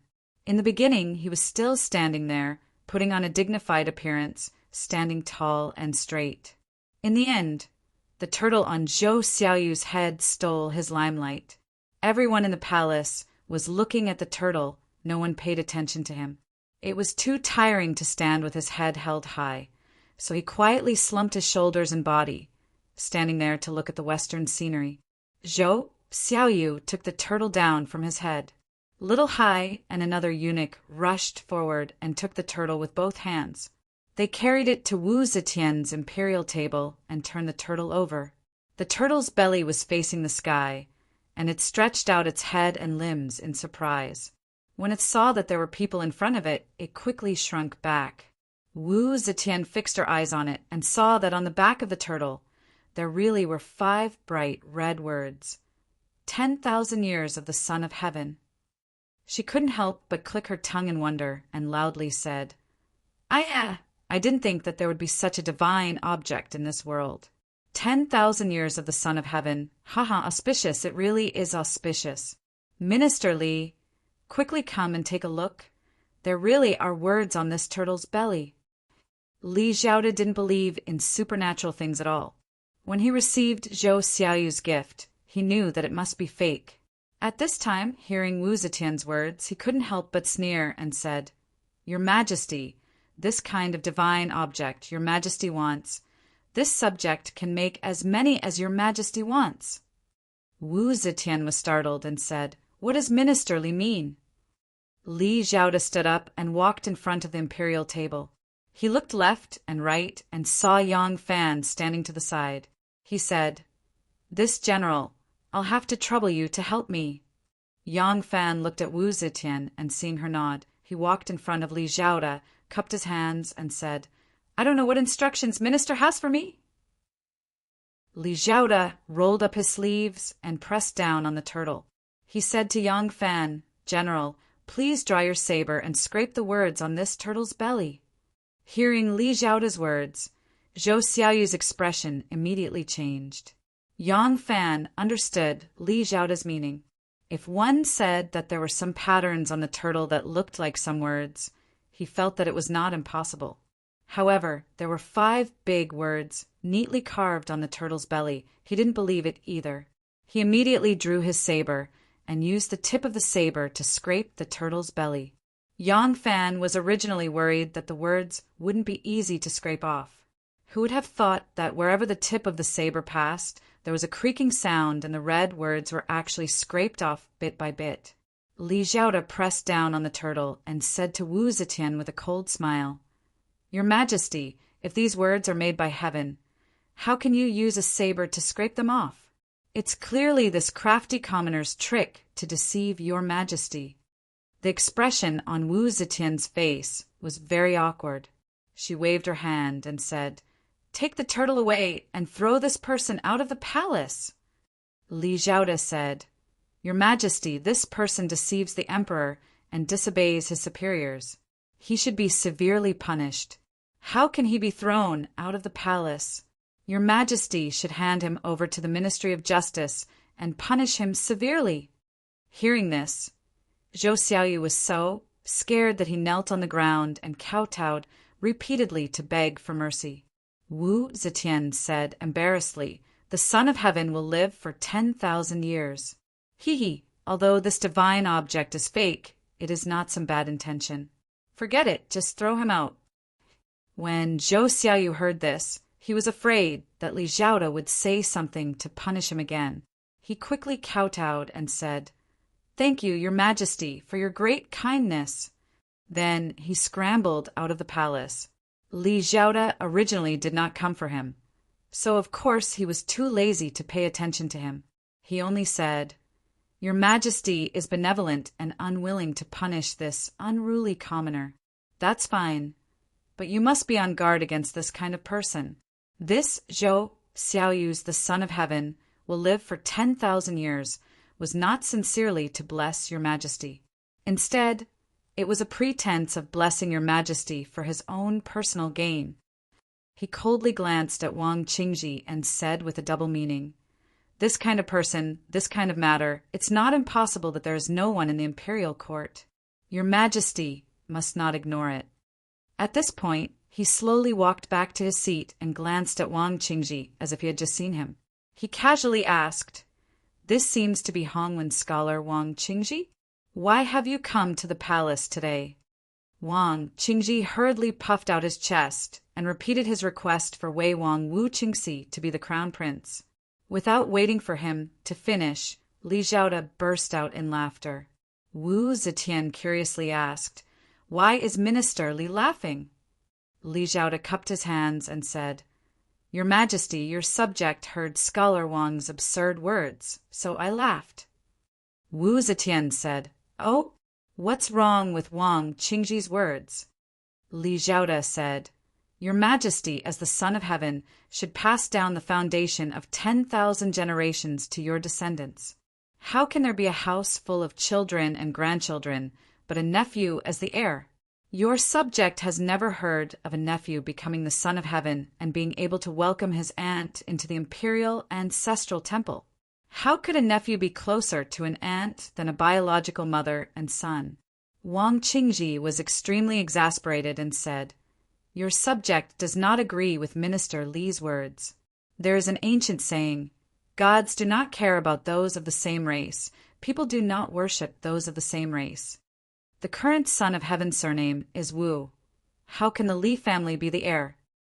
Li Zhaoda did not even bother to look at him and only said to Wu Zetian, "Only the sacrifice of one's own children can be enjoyed by the ancestors.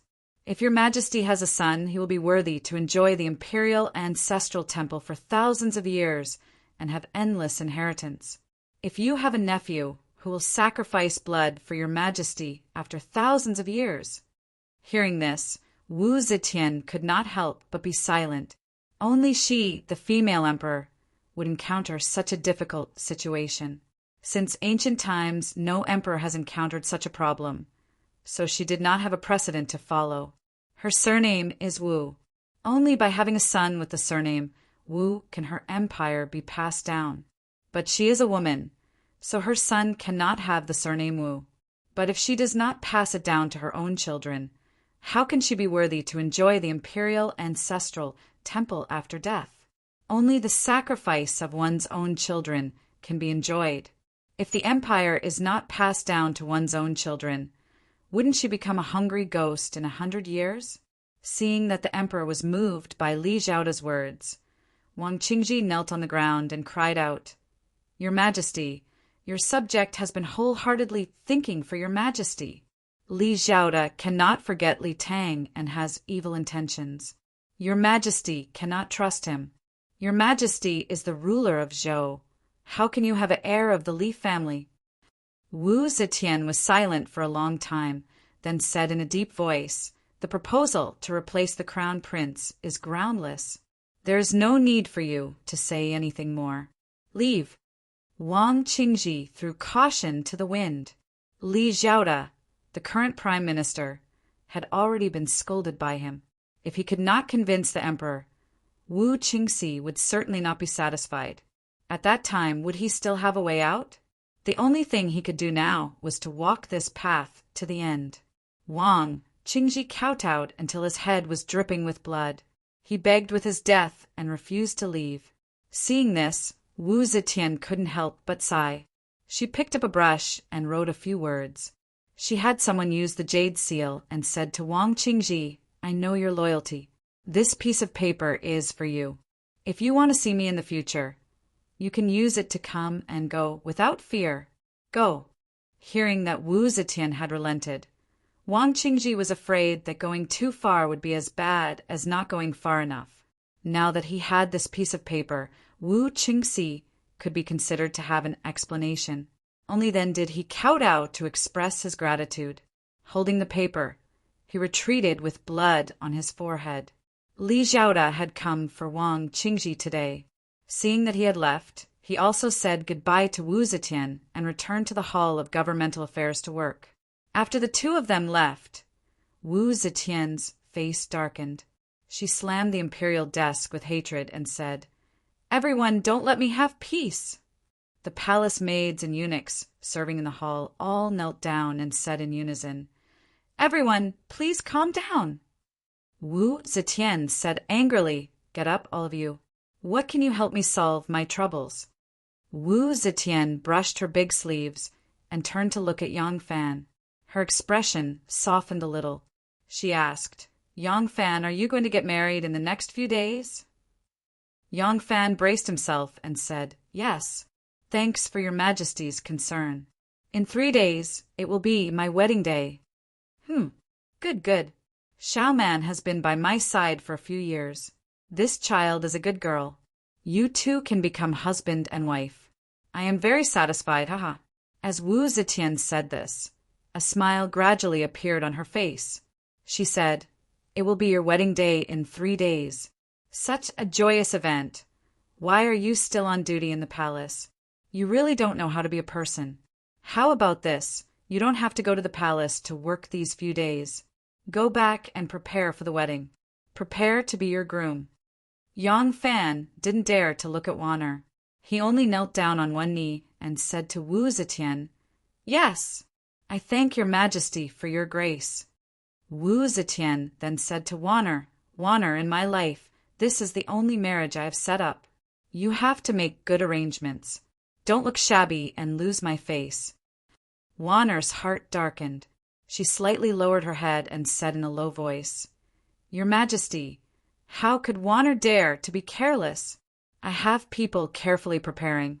When the time comes, Wanner will personally arrange for Xiaoman to marry into Yang Langzhang's family.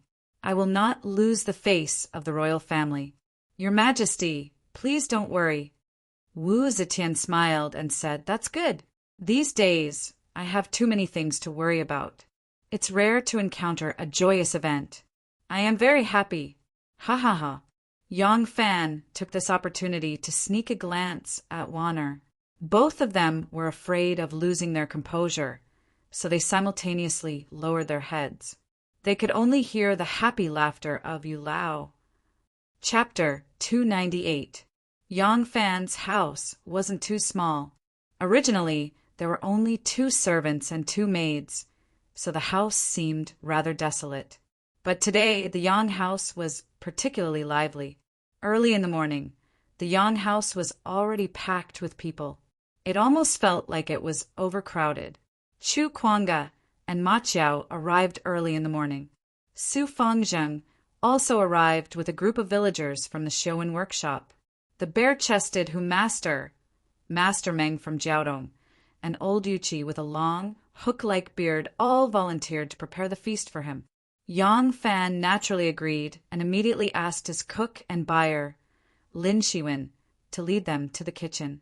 These people went to the kitchen and rolled up their sleeves. After a while, more than a dozen ox carts arrived outside the Yang house. The carts at the front were filled with all kinds of ingredients, while the carts at the back were filled with fat men with big bellies. When these fat men arrived at the Yang house, they unceremoniously kicked out Master Meng, old Yuchi, and some other chefs who specialized in selling snacks in the street. It turned out that these people were imperial chefs sent by Tuan from the imperial kitchen. How could these culinary experts in the palace take a fancy to these folk snacks? Naturally, they were not polite to them. Once they knew the identity of the other party, Master Meng and the others were not angry. They wore aprons and tied up their hands with white flour before they were kicked out and quickly moved to the entrance of the alley. Although Yang Fan was a military officer and many of the people who came to congratulate him today were officials, these people could only have banquets and banquets in the courtyards and rooms. It was impossible for them to have a banquet in the alley. But many villagers from the Showen workshop would also come. These people could not have a banquet with those officials. And although the Yang house was not small, it could not squeeze so many guests. When Master Meng and the others arrived at the entrance of the alley, they occupied 2 sheds. If they were lacking any ingredients or condiments, they would ask someone to go to the nearby Nan city to buy them. Anyway, the wedding would be held in the evening, so there was plenty of time. Everything could still be prepared. Yang Fan had no concept of wedding etiquette at all. He stood in front of the hall, and people came over to ask him questions. Yang Fan was always at a loss. He was being called around in circles, but he couldn't make a decision.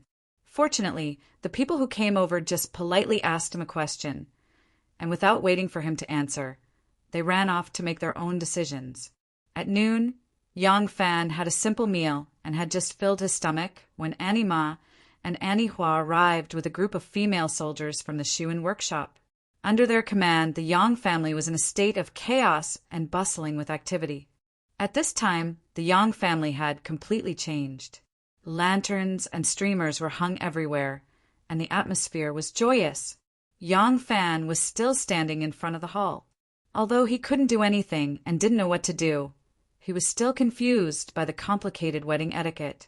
While Yang Fan was dizzy, Pasta, who was dressed like a young married woman, led a group of women from the Showen workshop over. Seeing Yang Fan standing there in a daze, Pasta laughed and said, "You idiot, what are you still standing here for? In a while, important guests will come one after another, and you're still wearing this dress." Yang Fan asked in a daze, "Sister Ning, what should I do now?" Pasta asked, "Where's your gown? Has it been prepared?" Yang Fan slapped his forehead and said, "No, I don't know what to prepare. The palace seems to have prepared something, right? Chin Shou, Chin Shou." Yang Fan shouted twice, and the doorman, Chin Shou, came out of nowhere. Sweating profusely, he said, "Ah Lang, did you call me?" Yang Fan said, "Do I have a gown?" The corner of Chen Shou's mouth twitched, and he said, "Ah Lang is getting married today. How can you not have a gown? Yesterday, when the palace sent the dowry, didn't they also send Ah Lang's gown? It's in Ah Lang's bedroom now." Yang Fan said happily, "That's good, that's good." He turned around and said to Pasta happily, "Sister Ning, there's a gown, haha." Pasta and a group of young women from the Showen workshop looked at him strangely. The smile on Yang Fan's face froze, and he asked cautiously, "Is there something wrong?" Pasta rolled his eyes and said angrily, "Since there's a gown, then hurry up and put it on." Yang Fan stammered, "Oh, now, do I have to put it on?" Pasta pulled him up and walked away, shaking his head and sighing as he walked. "Alas! I'm really worried about you. Look at your muddled face. You're actually going to be the head of the family." Yang Fan laughed dryly and said, "I've never come into contact with these things before, so how would I know what to do?" Ma Chiao, who was stepping on the ladder, was hanging red silk flowers on the beam. When he heard this, he leaned over and laughed. "Brother, you're the groom today, so you don't have to do anything now. You just need to save your strength, and when you're in the bridal room tonight, you'll go all out. Ha ha ha." On the other side, Chu Kwanga, who was pulling the silk flowers, also laughed, causing the ladder to shake.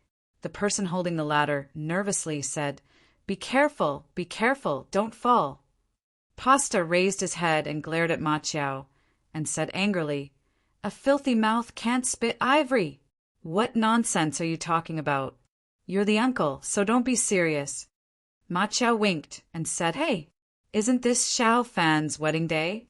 Today doesn't matter if it's big or small." Yang Fan was escorted to the bedroom by a group of women. The unmarried girls were waiting outside, but the married sisters-in-law did not have many scruples. They directly took off his coat and helped him change into a formal dress. After he was dressed neatly, the sisters-in-law pressed him down on the stool and smeared his face for a while. Yang Fan was at their mercy like a puppet. When he was dressed, pasta brought in a bronze mirror. Yang Fan looked at himself in the mirror and saw that his lips were red, his teeth were white, and his eyebrows were clear. He was even more handsome than usual. His skin was originally darker, but now it looked very white. It seemed that the sisters-in-law had applied powder on his face. It was just that the powder was applied very evenly, and there was not the slightest bit of unnaturalness. His eyebrows were also trimmed, and the edges were slightly drawn, making his sword-like eyebrows look even more heroic. The several elder sisters-in-law looked at the results of their work and beamed with joy. They hurriedly pushed him out of the door. The group of girls waiting outside the door suddenly surrounded him. Among them, there was no lack of girls who used to have a crush on Yang Fan. Seeing his dignified appearance and increasingly handsome appearance, the way they looked at him became somewhat fiery. But times were different. Yang Fan was already a high-ranking official. They usually had no chance to see him, so they did not dare to be presumptuous. If Yang Fan was still a small workshop servant, these shrewish girls would have long made their moves on him and made a scene in the bridal chamber first. Only Miss Xiaodong was brave. She first moved her face over and looked at Yang Fan's face. Then she pulled up his sleeve and said quietly with hidden bitterness, "Erlang is so handsome today."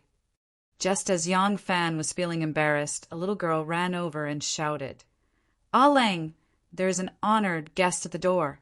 The master of ceremony asks Erlang to go and welcome him." This little girl was one of the two little servant girls that Shenmu gave to Yang Fan. One of them was called Zhou Taomei, the other was Chao Linlin. Now the one who called him Chao Linlin was Chao Linlin, and her nickname was Sanjia. As soon as Yang Fan heard this, he felt as if he had been granted amnesty. He quickly pulled his sleeve back from Xiaodong's hand and said with a hollow laugh, I will go and welcome the guest first." Yang Fan took the opportunity to slip away. Miss Xiaodong looked at his receding figure with a face full of hidden bitterness. However, her eyes were really not very good. At this time, the one who was being stared at by her pair of all-seeing eyes was not Yang Fan, but the cook of the Yang mansion, Lin Shiwen, who was holding 3 liters of corn and rushing to the door. There were 5 people standing in front of the door. The one in the middle was tall and sturdy like a mountain. His physique was comparable to Chu Kuanga's, but his nose tip was higher and his eye sockets were deeper. He had some blood of the barbarians of the western regions. He was the son-in-law of the Right Guard General Li Duozhua of the Yulin Forest, the Lieutenant General of the Left Guard of the Yulin Forest, Yi Huli. He was Yang Fan's immediate superior, so naturally he needed to be personally welcomed by Yang Fan. As for the other 4 people, they were Wei Yong, Li Dayin, Lu Yan, and Gao Chu. Among these 4, Wei Yong was a lieutenant, Li Dayin was a brigade commander, Lu Yan and Gao Chu were only squad leaders, and their positions were all lower than Yang Fan's.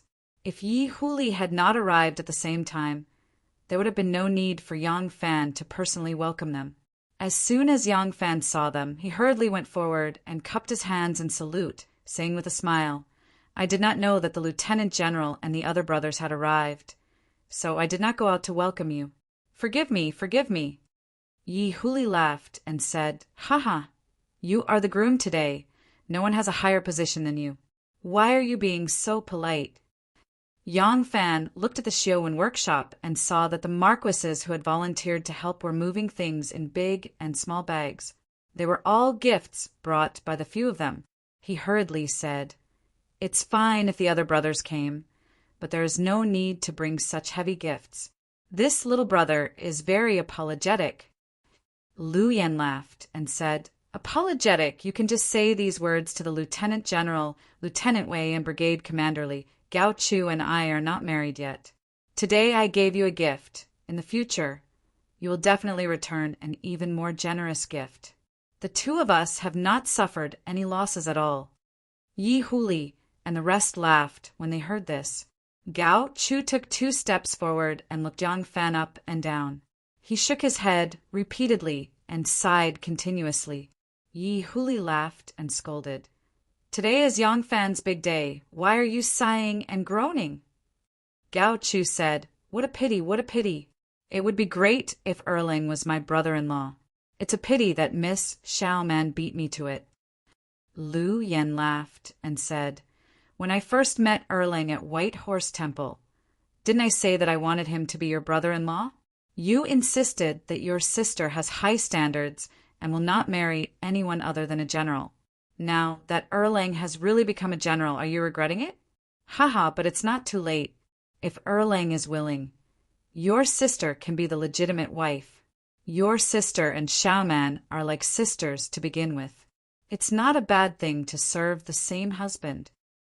The 2 of them spoke half truthfully and half falsely and looked at Yang Fan with a smile. The so-called legitimate wife was also a concubine. Although China had since ancient times monogamy with many concubines as the norm, in reality, there are often cases of polygamy. This situation was originally adapted for the needs of political marriages. However, during the Tang dynasty, the practice of legitimate wife became rampant. It was not only limited to the nobles, but also common people. Yang Fan did not know whether the 2 of them were casually joking or intentionally testing him. He did not know how to deal with Xiaoman alone. How would he dare to get involved in a love debt? He could only smile bitterly and said, Brothers, you must be joking, you must be joking. Wei Yong saw this and laughed. He tried to smooth things over and said, Miss Xiaoman is a marriage bestowed by the emperor, who is qualified to be her legitimate wife. You 2 don't make fun of Erlang. Come, let's go in and sit down. Yang Fan let out a sigh of relief and hurriedly said, Yes, please come in. Just as Yang Fan turned around, the sound of a horse's neigh suddenly came from the distance. All of them were soldiers, so when they heard the sound of the horse's hooves approaching, they knew that it was coming for the Yang mansion. All of them couldn't help but turn their heads. Chapter 299. Yang Fan and the others stopped and turned to look at the entrance of the alley. There was a banquet set up along the wall in the alley. Although there weren't many guests yet, there were already some people. Some of the elderly guests from the Shiowen workshop didn't need to help out. They were sitting under the canopy eating dried fruits, drinking water and chatting. Seeing that the alley was crowded, the rider immediately slowed down. Yang Fan fixed his eyes on the person sitting on the horse. It was the Fengchen Guards commander Di Guangyuan, the son of the current Prime Minister Diren. Apart from Yi Huli, whose position was higher than Di Guangyuan's, who was still standing on the stairs, Yang Fan and the others all turned around and went down the stairs. Once the horse stopped in front of the stairs, Yang Fan cupped his hands and smiled. Brother Di, why are you in such a hurry? It's still early. Are you afraid that you won't be able to enjoy the wedding wine? Di Guangyuan dismounted from the horse and looked a little embarrassed. He coughed twice and said, Erlang, I still have something to do, so I can't attend your wedding banquet today. That's why. I rushed here first to congratulate you. Erlang, please don't blame me. Oh, Wei Yong, Li Dayan, and the others looked at each other and understood. Yang Fan had been close to the Wu clan recently and had even rejected Di Renjia's invitation. They had also heard about this. They were pure soldiers and didn't care who the emperor or the crown prince was. Therefore, as long as they had a good relationship with Yang Fan, they didn't need to worry about anything else. However, Di Guangyuan was different. Although his father was loyal to Wu Zetian, he didn't have a good impression of the Wu clan. There was a clear separation between them and they never contacted each other. Since Yang Fan had sided with the Wu clan, it meant that he had drawn a clear line with Di Renjia. Di Guangyuan was Di Renjia's son. So how could he attend his wedding? As soon as Di Guangyuan revealed an awkward expression, everyone understood his dilemma. Yang Fan naturally knew why Di Guangyuan was in a difficult situation. Being misunderstood by an elder that he respected, Yang Fan was also very sad. However, some things couldn't be made known to everyone. Moreover, the more Di Renjia misunderstood him, the more the Wu clan would trust him. This secret couldn't be revealed. Yang Fan forced a smile. He saw Di Guangyuan was holding the horse's reins with one hand, as if he was going to leave after saying a few words, and did not even want to enter the door. Thereupon he said, "Xiao Di is getting married. Brother Di is able to take time out of your busy schedule to come and congratulate me. Xiao Di is very grateful. Since Brother Di has official duties, you should naturally prioritize national affairs. There is no reason for me to blame you." Di Guangyuan blushed with shame. He reached into his pocket and took out a scroll painting. He said to Yang Fan, "My father heard that Erling is getting married, so he specially made a painting as a congratulatory gift. Erling, please don't think it's despicable." Di Renjia was born in an official's family. He was brimming with talent and was well versed in both literature and martial arts. He was known as the Pearl of the Meandering River, the treasure of the southeast by the people of his time. He was also very good at reciting poems, painting, and playing the zither. However, other than the occasional imperial banquets and the emperor's order to compose poems, he rarely wrote poems, and no one had heard of him painting. At this time, when they heard that Prime Minister Di had specially made a painting for him to congratulate him on his wedding, Wei Yong and the rest were extremely envious. This was a present from the current Prime Minister Di, and it was a painting personally made by Prime Minister Di. No amount of money could buy this kind of sincerity. From this, it seemed that the rumors were not true. Prime Minister Di did not seem to dislike Yang Fan. Lu Yan and Gao Chu hurried forward and helped Yang Fan to open the scroll painting. The scroll painting slowly unfolded. Everyone looked at it and saw that it was a 5 feet long horizontal scroll. On it was the 3 friends of winter. There was a pine tree, a bamboo cluster, and a plum tree. The brush strokes were smooth and experienced, and the density of the strokes was very appropriate. Di Guangyuan smiled and said, "Erling, do you know the meaning of this painting that my father gave you?" Yang Fan's eyes flickered slightly, and he said, "The evergreen pine and cypress means longevity. The bamboo gives birth to bamboo shoots grandchildren, and the red plum bears seed sons. It means having many children and many grandchildren. Hee, this is the meaning of having many blessings and longevity, and having many children and grandchildren. I, Yang, cannot thank Prime Minister enough for your kindness. I, Yang, will definitely treasure this painting well." Di Guangyuan saw that he was intentionally avoiding his father's intention of giving him the painting, and could only laugh bitterly and said, "Erlang's wedding. I, your brother, do not have any presentable gift. I, your brother, like to shoot and hunt, and have several fine horses at home. Erlang, you have ridden this horse before. Do you still remember it?" "I rode it before?" Yang Fan only frowned and thought for a moment, and immediately remembered. It was not that he still remembered this horse, but because he had only ridden the Di family's horse once. At that time, the Di family's 3rd son, Di Guangzhou, was blinded by greed and wanted to follow Fu Yui to the palace to persuade him to enter. Yang Fan had ridden the Di family's fast horse, and together with Di Guangyuan, they rushed to the Meridian Gate and tied him up. Yang Fan said in surprise, "Ah, I remember. Could it be that this horse is—" Di Guangyuan said with deep meaning, "That's right, it is this horse. At that time, thanks to Erlang riding this horse, my 3rd brother did not fall into the mud, unable to extricate himself. As the saying goes, a fine horse for a warrior, a treasured sword for a hero. Now, I, your brother, will give this fine horse to my 2nd brother as a wedding gift. I, Di, still have important matters to attend to and cannot stay for long. I will take my leave now." Di Guangyuan cupped his hands towards Yang Fan and several other military colleagues, and then turned around and walked towards the alley. Yang Fan slowly took 2 steps forward and gently stroked the horse's mane. Looking at Di Guangyuan's back, he let out a deep sigh. This brother Di has really put in a lot of effort. In the afternoon, the number of guests in the Yang mansion gradually increased. Tao Mei and Sanjier, the two little maids, ran inside and out. They ran until their hair was in a mess and they were sweating profusely. However, the two of them were beaming with joy.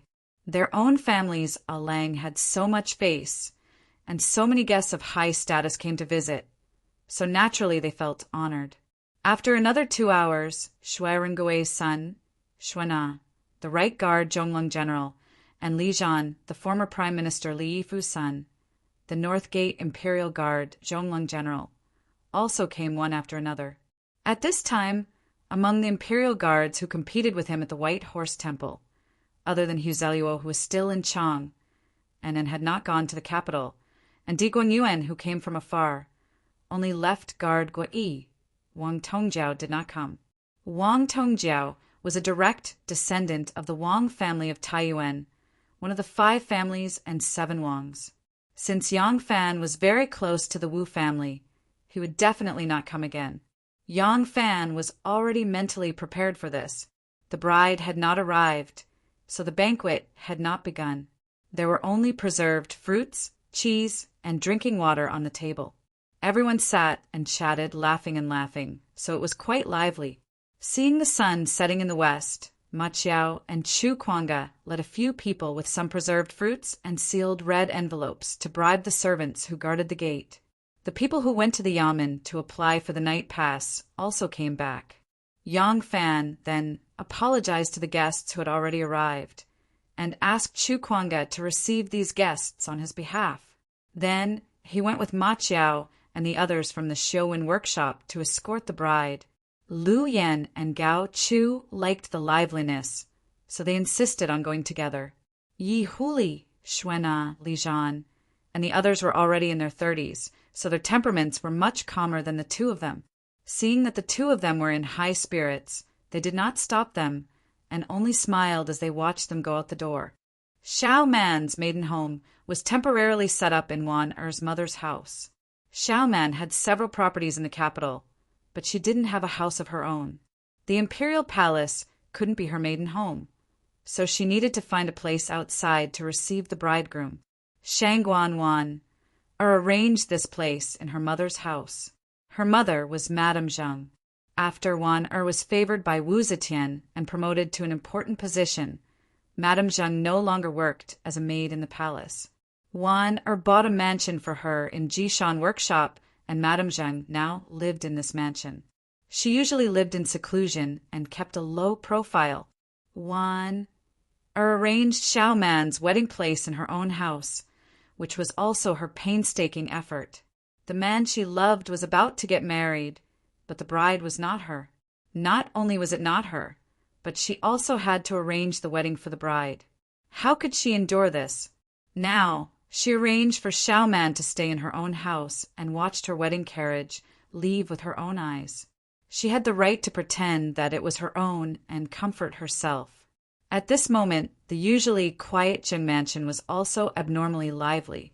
Gao Ying, Lan Yiqing, and a group of unmarried girls who were good friends with Xiao Man all asked for leave today and rushed to the Zheng mansion to see Xiao Man off. With so many girls gathered together, one could imagine how lively the Zheng mansion was. Xiao Man was dressing up in her temporary boudoir. The people in charge of dressing her were 2 very old palace maids. It was said that the maids in charge of dressing up the emperor, the crown prince, and the crown princess on important occasions were the disciples taught by the 2 of them. In front of these 2 highly respected old maids, what else could Xiao Man do but be at their mercy? Xiao Man had been dressing up since early in the morning. She didn't eat much for breakfast. Not long after, the 2 old women directed 7 or 8 palace maids to strip her naked and throw her into a steaming bathtub. She bathed from morning to noon. The hot water was changed more than 10 times, and all kinds of secret bath medicines used in the palace were changed more than 10 times. When she was finally allowed to climb out of the tub, her body was as clean as a freshly peeled egg. Her body was as red as a cooked prawn. Even though Xiao Man had always been strong, at this time, she was also weak when the maids helped her up. Poor Xiao Man was tortured until she didn't even have the strength to eat. At noon, she only had half a bowl of porridge before another round of torture began. She sat on the brocade stool and did not leave for the entire afternoon. Under the instructions of the two old women, her hair was coiled up again and again, and then untied again and again, until the hairstyle made the two old female officials reveal a trace of a satisfied smile. Xiao Man's scalp was very tight. She felt that her eyebrows were slightly hanging up because of the tightness of her scalp. Her skin was too tight, and it was difficult for her to smile. Then, her delicate little face suffered again. Xiao Man was born beautiful, and she usually dressed as a man, so she rarely wore makeup. At this time, there was a dazzling lineup of all kinds of cosmetics on the dressing table. Many of them were things she had never seen before and didn't know what they were used for. When the two very picky old maids finally nodded and let go of the torture on her face, the four palace maids changed her hairpins and ceremonial clothes under the command of the old maids. She was wearing an indigo-colored, wide-sleeved dress with flower hairpins, which had 12 layers. If it weren't for the help of the four palace maids, Xiao Man really wouldn't be able to wear it alone. Finally, she put on a blue wide-sleeved dress and tied a red wedding ribbon before she was pushed in front of the two old female officials. The two maids sat side by side on the couch and shook their heads in dissatisfaction. They said, "No, it's not neat enough. Take it off and dress again." Hearing this, Xiao Man almost burst into tears. She had never hoped as much as now that Yang Fan would come quickly, ride his white horse, and save her from the fire. Chapter 300. After a day of torment, the two female officials were also exhausted. Seeing that the bride's attire finally met their requirements, the two meticulous female officials were relieved and were helped to the back room to rest. Xiao Man, who had been bored in the room for a day, felt as if she had been pardoned. She quickly begged the palace maids next to her, "Let me go to the courtyard to get some fresh air. I'm suffocating." These palace maids all knew her. Hearing her pitiful words, they couldn't help but say, "County Captain, you just got dressed properly. If you messed up your attire and the two mothers-in-law saw you, they would inevitably blame us. Anyway, looking at the time, the groom will be here soon. Why don't you wait a little longer, County Captain?" Xiao Man said with a bitter face, "I still have to wait? I really can't breathe. I'll just stand in the corridor and not walk around. How about that?" The palace maids discussed for a moment and reluctantly nodded. Xiao Man immediately stood up happily. The palace maids were so flustered that they hurriedly reminded her, "County Captain, walk slowly. Walk slowly. Don't mess up your attire." Thus, Xiamuwen held her head high and puffed out her chest. She looked straight ahead and slowly opened the door with her head full of pearls and jade. She walked out with steady steps. "Ah, sister, Xiao Man is out. Xiao Man is out." Where? The girls who came to congratulate Xiao Man on her marriage, but never had the chance to see her suddenly, surrounded her. When they saw Xiao Man standing in the corridor, they were stunned. Seeing the expressions on their faces, Xiao Man couldn't help but feel nervous. She raised her hand and wanted to touch her cheek, but she was afraid that it would ruin her attire. She could only timidly ask, "What's wrong?" "Oh my God, is this alluring little vixen really Xiao Man?" "Ah, I was just about to say it, but I don't know how to say it. That's right, it's charming. She's so beautiful that she can bring disaster to the country and people. How can Xiao Man? How can she be so beautiful?" Lan Yiqing's eyes were red. He tightly grabbed Gao Ying's hand. His little face was flushed with excitement. He repeatedly said, "The bride is so beautiful, really beautiful. Sistering, I want to get married. I want to be a bride." Gao Ying glared at her and rubbed her nose with the back of her palm. She snorted and said, "Save it. We'll talk about it after I get married. Is it really that beautiful?" Xiao Man showed a relieved smile, raised her hand and wanted to touch her face again, but still put it down with some scruples. She turned around and saw that Gao Ing and others were holding a stick that was as tall as a person, wrapped in red silk. She couldn't help but wonder, "What are you holding this stick for?" Gao Ing rolled her eyes and interrupted, "You don't even know this? This is a necessary ceremony for newlyweds. It's called lower son-in-law, or wrecking cart. When the bridegroom arrives, we'll beat him up until his nose is bruised and his face swollen. That'll teach him a lesson so he won't bully you in the future." Although Xiao Meng still had some contradictions in her heart and was unwilling to marry, she had never thought of disobeying the order of the emperor.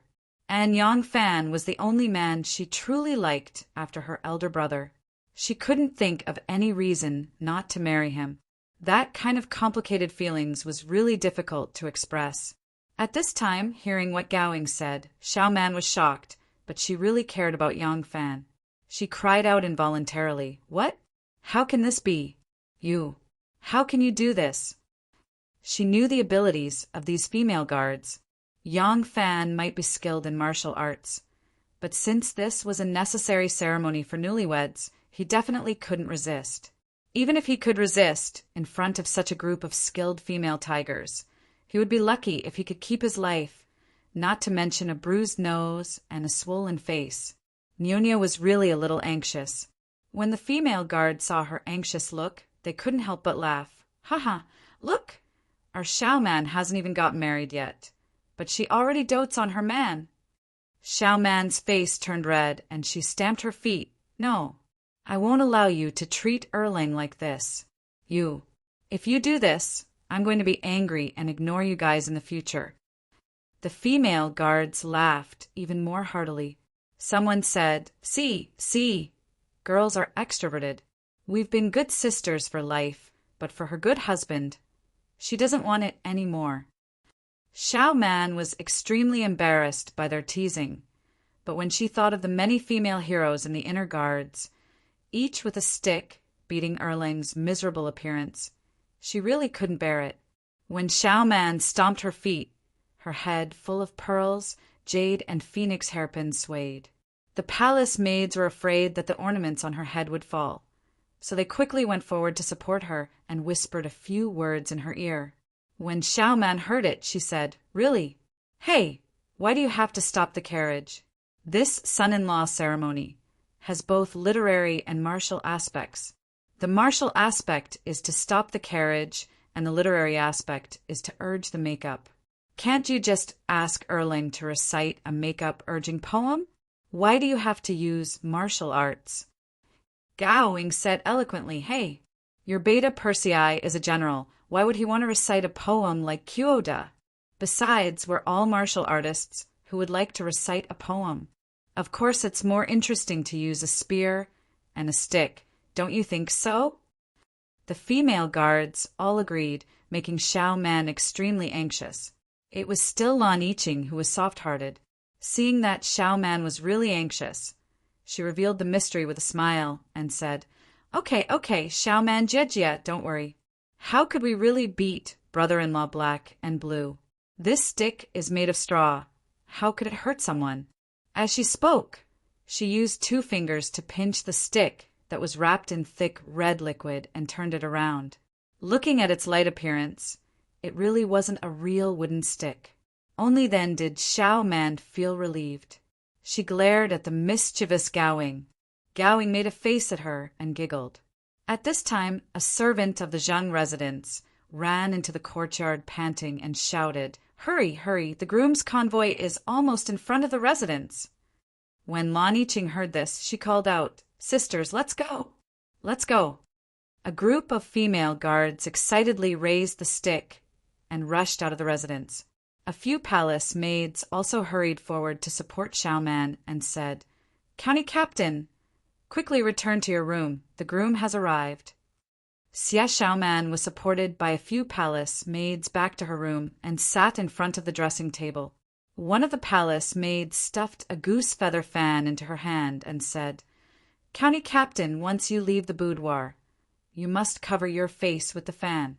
Before you pay your respects, you must not remove the feather fan and show your face to others. Remember, remember. Xie Xiaoman nodded and held the fan in her hand. Looking at the charming and somewhat unfamiliar face in the mirror, she thought in a daze, Am I going to get married? Once I step out of this door, I will become Second Lang's wife, never to be separated for the rest of my life? The setting sun was soft and warm, like the yolk of a Gaoyu duck egg. Yang Fan rode on a snow-white steed, with not a single strand of hair out of place. He wore a 5-point crown of flowers on his head and was dressed in a crimson official's robe. He looked like a champion on a stage, leading a long procession towards the Lady Zheng's residence. Behind him, Ma Qiao led a few strong and sturdy servants, each carrying 3 liters of corn, a bundle of sleeping mats, 3 caddies of reeds, and 3 wolf fang arrows. These were all gifts for the bride's family: 3 liters of corn to fill the mortar and mortar, 10 feet of summer mats to cover the mouth of the well, 3 caddies of reeds to fill the kitchen, 3 arrows to guard the house. From afar, Yang Fan could already see the words Zheng's mansion on the lintel. This is Wan Er's home. At this moment, she is in the mansion. I don't know how sad she will feel when she comes to get married, but the bride is not her. Just as Yang Fan was thinking of this, the door suddenly opened and a group of very beautiful tigresses with sticks in their hands happily rushed over. What's going on? Yang Fan, who had limited knowledge of the wedding ceremonies of the Tang dynasty, had only attended Ma Qiao's wedding. He had never seen such a scene on that day. He pulled the reins and was about to turn his head to ask when he suddenly found that the entire procession had already stopped. Only he was moving forward on his horse. Unknowingly, there was a distance of 4 or 5 feet between him and the procession. Hit him! Gao Ying and Lan Yiqing shouted and leaped up. The 2 long sticks in their hands wrapped in red silk swept towards Yang Fan's head. Yang Fan saw that this was going to be bad. He was going to be hit by these 2 sticks. Although the sticks did not look too thick, these 2 ladies had a lot of strength in their hands. His head was also a place that could not withstand a heavy blow, so he hurriedly jumped to hide and dodged the 2 sticks. Hit him! More women rushed up and hit him with a flurry of sticks, making him smile. It doesn't hurt. This isn't a stick. Yang Fan dodged here and there. In the end, he simply jumped off the horse and jumped around. However, he was still hit in the buttocks by a stick. As a result, the stick broke. Yang Fan did not feel any pain. Just as he was feeling puzzled, more sticks came down on his head. Yang Fan continued to cover his head and run like a rat. Su Fang was watching with a smile. She didn't stop them until she saw Yang Fan's crown was crooked and his hairpin had fallen off. Only when she saw Yang Fan running away in such a sorry state did she pick up a dustpan of copper coins and throw them on the ground, loudly begging for mercy on Yang Fan's behalf. Only then did the women reluctantly stop, giggling and laughing as they picked up the coins. Yang Fan stood still with a lingering fear. He asked Ma Qiao, who had caught up, "What are they doing?" Ma Qiao said, "Slowly, they're showing off their power." Yang Fan said, "Why didn't you do this when you got married?" Ma Qiao said proudly, "How virtuous and gentle is my family Xiaoning!" Fortunately, the difficulties and fright that Yang Fan received were limited to this son-in-law ceremony in front of the Fu. After all, the bride's home was borrowed from Zhang Shifuran's place. The female bodyguards did not want to be too casual in someone else's home. Therefore, the bride was very smoothly received by him. When Yang Fan received the bride, he did not see Wan Er. He also knew that it was impossible for Wan Er to appear in front of him at this time. Thinking of the pain in Wan Er's heart, Yang Fan could only turn his heart, full of guilt, into a disappointed sigh. The bride was received out of the Zhangfu. The procession to receive and send off the bride cooperated all the way to Yang Fan's home. Along the way, there was a jubilant atmosphere. No one noticed that on the embroidered building in the corner of the Zhangfu's garden, a small crack opened. A beautiful woman wearing a moon-white gown foolishly looked at the procession in the distance. 2 lines of clear tears gently slid down her cheeks. In the sedan chair, Xiao Man, dressed in splendid attire, tightly grasped the feather fan. Her heart was incomparably hesitant. She knew that from the moment she stepped onto this sedan chair, whether she was willing or not, whether she liked it or not, she would be Yang Fan's wife for the rest of her life. But she still did not have the awareness of being a wife. More importantly, she knew very well who the woman Yang Fan liked was. How could she be happy? Yang Fan, who forced himself to be cheerful, rode on the horse. He looked back every 3 steps until the Zhang Fu completely disappeared from his sight. Today, the happiest people for Yang Fan's wedding were not the groom and bride, but the female bodyguards of the imperial household and the common people of the Xiaowen workshop who cheered along the way. The sun set, leaving only a smear of dusky yellow on the horizon. As dusk approached, the heart wavered in the knot of hair. Between crying and laughing, a marriage was formed. Chapter 301. In the Yang Manor, a green hut had been set up in front of the central room. It was made of bamboo and wood and covered with green cloth. Xiao Man slowly got off the carriage. With the help of 2 palace maids in splendid attire, she covered her face with a feather fan and stepped onto the red carpet with her embroidered shoes. Stepping on the brazier, straddling the saddle, and straddling the sacks of rice, the pair of Golden Boy and Jade Girl gently scattered the grains on the 2 of them. The rice drops bounced along their robes and gently splashed on the red carpet. The 2 of them stood still in the green hut. The guests all rushed in and filled the green hut to the brim. They looked at the couple and bowed. Yang Fan looked at Xiao Man, who was covering her pretty face with a feather fan. He slowly recited the poem he had asked someone to write in advance.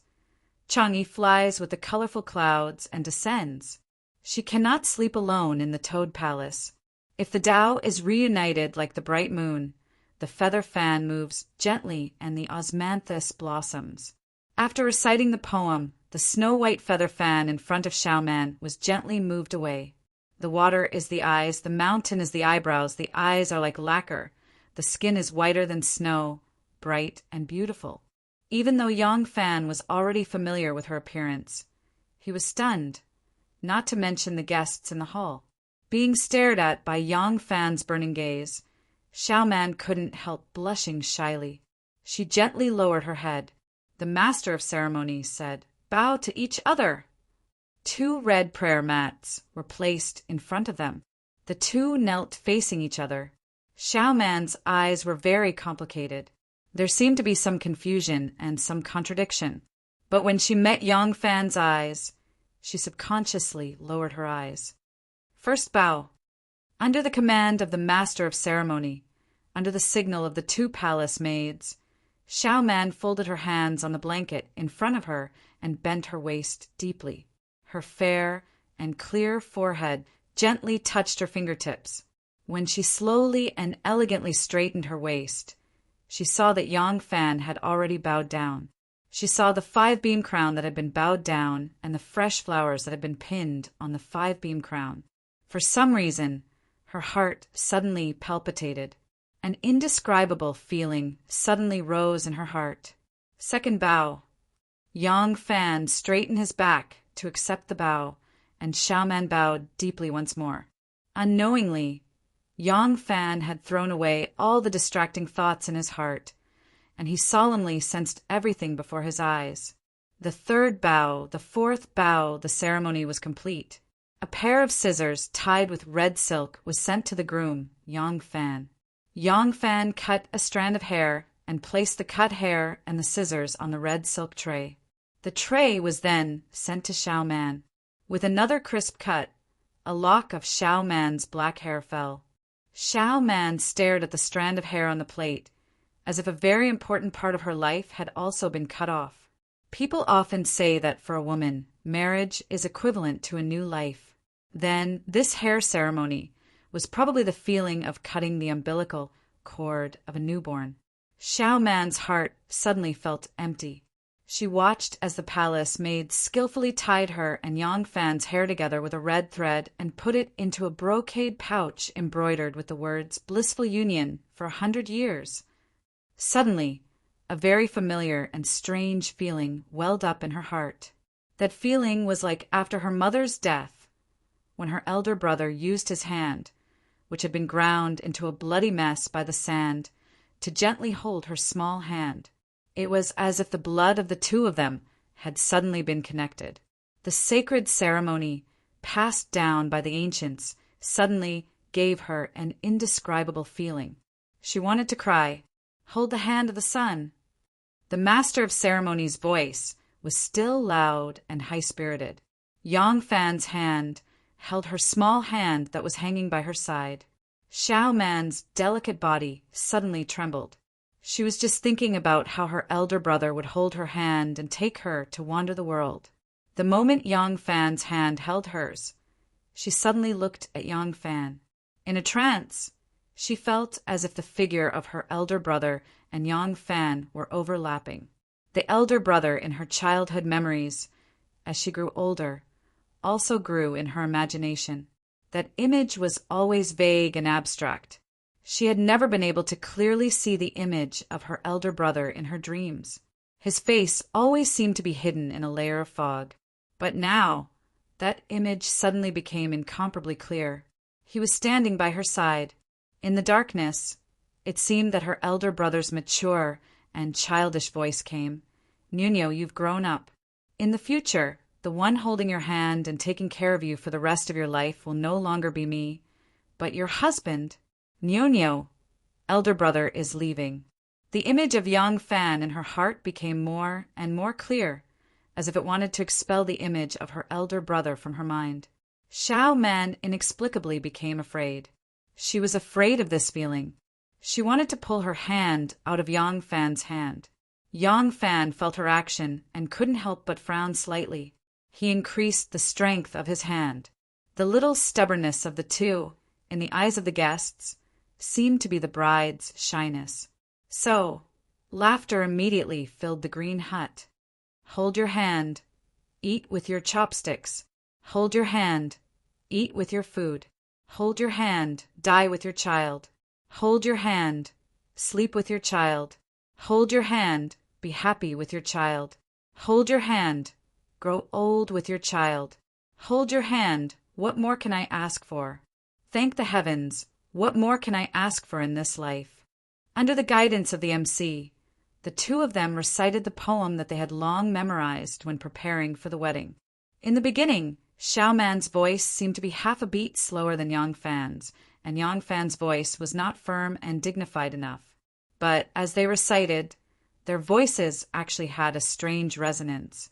Xiao Man's voice was still half a beat slower than his, but it sounded harmonious and beautiful, like a husband singing and a wife following. The two of them were unknowingly affected by this solemn and sacred ceremony and became solemn and dignified. "From now on, he is my husband. From now on, she is my wife." The two of them looked at each other at the same time. This time, neither of them avoided the other's gaze. Their gazes were fixed, and there was a kind of infatuation. In the midst of the eulogy of "Hold your hand," no one noticed Xiaodong's back as he quickly walked out of the green hut and the 2 drops of tears that fell sadly. Gao Ying's lips carried a bitter and joyful smile. She gently wiped the corners of her eyes and took the lead in cheering. In the green hut, there was a thunderous applause. "Bride, this way, please!" The MC guided Yang Fan and Xia Xiaoman out of the green hut. Accompanied by many guests, they came to the left side of the courtyard. Yang Fan was surprised to find that the MC had led them to the pigsty in the left side of the courtyard. Of course, Yang Fan could not raise a pig, but there was clearly a pig in the pigsty, and it was a white and clean sow. The white and clean sow's head was tied with a red silk scarf, and it was humming comfortably in the sun. The MC said with a smile, "Bride, bow and pray in silence." Ah! Xiao Man was taken aback and looked around timidly. Finally, she decided to ask Yang Fan. Xiao Man quietly asked, "Why do we have to pray to a pig?" Yang Fan thought for a moment and shook his head. When the MC heard the bride's question, he laughed and said, Sao has a lot of offspring and can give birth to 8 or 10 in one litter. Pray to the Sao for good luck and have more children in the future. Xiao Man almost fainted when she heard this. The MC said with a smile, This is an ancient ceremony. Bride, quickly bow. Xiao Man had no choice but to respectfully bow to the Sao 3 times. That Sao accepted Commandant Xie's 3 kowtows. She didn't pay any attention to her, only wagging her little tail and grunting a few more times. As Yang Fan stood there, he suddenly thought of the scene of Princess Taiping throwing her husband into the pigsty on their wedding night. He couldn't help but burst out laughing.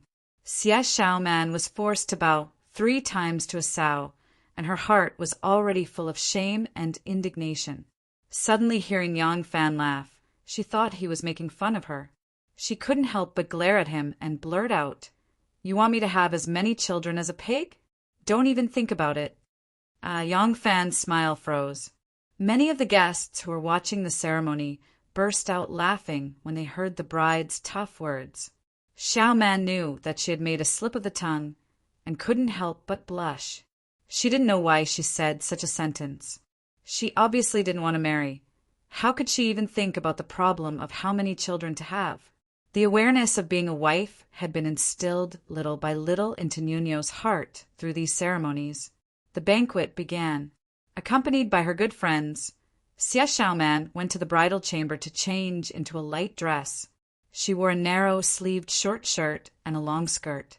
She could walk freely during the banquet and didn't have to worry about tripping or rubbing herself with grease. And this kind of dress also served to accentuate her slender figure, making her look even more beautiful and pleasant. General Wu of the Yulin Guard arrives. General Qiu of the Jin Wu Guards arrives. The master of ceremony stood at the door and shouted. More than half of the guests in the hall stood up. Today, the guests were mostly military generals. These military generals' ranks were lower than the 2 generals, and many of them were their direct subordinates. How could they not stand up to greet them? Yang Fan and Xie Xiaoman came to the door to greet them. Huang Xuchang, Zhang Shitong, Wei Yong, Li Dayan, and the others also followed behind them. They saw Wu Yui and Qiu Xinji walking side by side, and behind them were 2 old soldiers carrying congratulatory gifts. As soon as they saw Yang Fan, Wu Yui laughed and said, General Yang, congratulations, congratulations! Yang Fan did not expect the 2 of them to come. He hurriedly gestured to the guests in the hall and said, Yang Fan's wedding is not worthy of the 2 great generals coming to congratulate me. The 2 great generals' arrival really makes Yang Fan feel extremely fearful. Great generals, please come in quickly. There were so many seats in the hall, but there was really no one worthy to sit with these 2. Fortunately, King Liang Wu Sansi had said that he would personally come to congratulate them. Although Yang Fan did not know if his words were true or false, he still had to make preparations. Therefore, there was a table left in the hall, and he invited the 2 of them to sit at this table. Yang Fan and the bride had just offered a toast to the 2 great generals when the master of ceremony at the door shouted in an even louder voice, Steward Li of Princess Taiping's residence, under the orders of Princess Taiping, has come to congratulate General Yang on his wedding and to deliver congratulatory gifts. General Yang, please come out and welcome us. As soon as these words were shouted, the entire hall immediately fell silent. Princess Taiping? What kind of background did this Yang Fan have? How could he make Princess Taiping send an envoy to congratulate him? Everyone was astonished, including Qiu Xinji. Only Wu Yi remained calm and was not surprised at all. This great general had a strong first impression. He had long recognized Yang Fan as his cheap uncle. Wasn't his cheap uncle Princess Taiping's cheap father? Recently, Princess Taiping had been in contact with the court officials more and more frequently. It seemed that she intended to intervene in the political arena. It was reasonable that she wanted to make friends with Yang Fan, who could still speak in front of the Empress. Qiu Shinji was surprised for a moment, but his expression also calmed down. The reason he thought of was that Yang Fan and Princess Taiping had competed together and defeated the Tubo team. In his opinion, Princess Taiping might have treated Yang Fan differently because of this. When Yang Fan heard the master of ceremonies shout, his heart immediately tightened. Princess Taiping? Would she be kind enough to congratulate him? Today's marriage was originally a trick of her out of jealousy. What kind of trick was she playing now? Chapter 302. Yang Fan said to Xiao Man in a low voice, "I'll go take a look. You stay with the guests first." Xiao Man nodded lightly and watched as Yang Fan hurried to the door. The external steward of Princess Taiping's residence, Li Yi, was a eunuch. When Princess Taiping got married, he was assigned by the palace as part of her dowry. After many years of hard work, he had already become the main steward of Princess Taiping's residence. Seeing Yang Fan come out, Li Yi's beardless, round, and pale face was immediately filled with smiles. He took a step forward and clasped his hands together, saying, "Haha, congratulations, congratulations to Lang General Yang on your marriage. My master specially sent me to congratulate you and also to present my master's congratulatory gift. I hope Lang General Yang will kindly accept it." As Li Yi spoke, he turned his body sideways and waved his hand. Behind him, two servants wearing green robes and hats carried a long box forward. Looking at their movements, that long box was very heavy. Many guests heard the news and rushed out to see the excitement. Many people began to discuss, "Such a long box. What kind of gift could it be? It looks very heavy. Look at it. It looks like a sword." "Nonsense. What kind of sword is so long? And look at them. It looks very heavy. Is a sword that heavy? Maybe it's a horse-slaying sword." A treasured sword is given to a hero. Lang General Yang is a military general. Giving a treasured sword is not wrong. But have you ever heard of giving a horse-slaying sword? Yang Fan looked at the long box in front of him and looked at Li Yi with some caution. Steward Li smiled slightly, saying, "This is a gift specially prepared by my master for Lang General's wedding. He invited skilled craftsmen and spent many days to make it, Lang General Yang. Do you not want to take a look?" When the onlookers heard this, they all started to jeer. "Erlang, quickly open it. Let us broaden our horizons." Yang Fan made up his mind, stretched out his hand, and pulled off the red ribbon tied to the box, gently opened the lid, and at a glance saw the contents of the box. He was immediately stunned. The box was covered with red velvet, and there were only two things inside, a baseball stick and a bow ball. The ball-shaped staff was golden in color, and its surface was engraved with various patterns. At a glance, there were carps and flowing water, lotus seeds and lotus flowers, pine and cypress cranes, all auspicious objects. Yang Fan gently stretched out his hand, wanting to take the staff out. When the staff entered his hand, a cool metallic feeling spread to his heart, and he was secretly surprised. No wonder these two people have such a hard time lifting it. It really is not a wooden staff. Yang Fan took a deep breath and exerted strength with one arm, grabbing the beaded staff tightly and fiercely pulling it away from the long box. The two green-clothed servants couldn't retract their strength in time, and the long box in their hands were lifted upwards. Yang Fan only felt that the staff was very heavy in his hand, so he hurriedly reached out to grab the staff with his other hand. Only then did he feel more at ease. "Gold! This is a pure gold staff. The princess is so generous. How much is that staff worth? Money? You only know about money. If you have so much gold, can you make such a ball stick? Moreover, this is a congratulatory gift from Princess Taiping. Can it be exchanged for money?"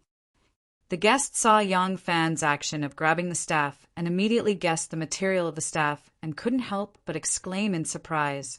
Qiu Shinji and Wu Yi were proud of their status and didn't leave their seats, but the discussions of the crowd had already reached them. The two looked at each other and thought, "Princess Taiping actually gave such a generous gift? The princess gave such a heavy gift. Is my gift a little too light?" Yang Fan also revealed a shocked expression and carefully placed the staff back into the box. He said to Li Yi, "Head steward, it is already an honor for Her Highness to come and congratulate Yang Fan on his wedding. This gift is really too valuable. Yang Fan cannot accept it. Head steward, please take it back."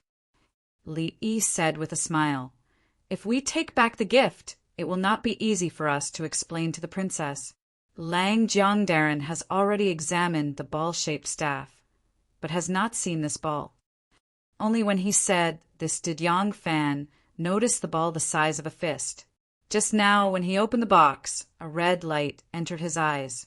It faintly emitted a crystal-clear, glossy and gorgeous light. He felt that this ball was extraordinary, but his attention was attracted by the dazzling golden staff.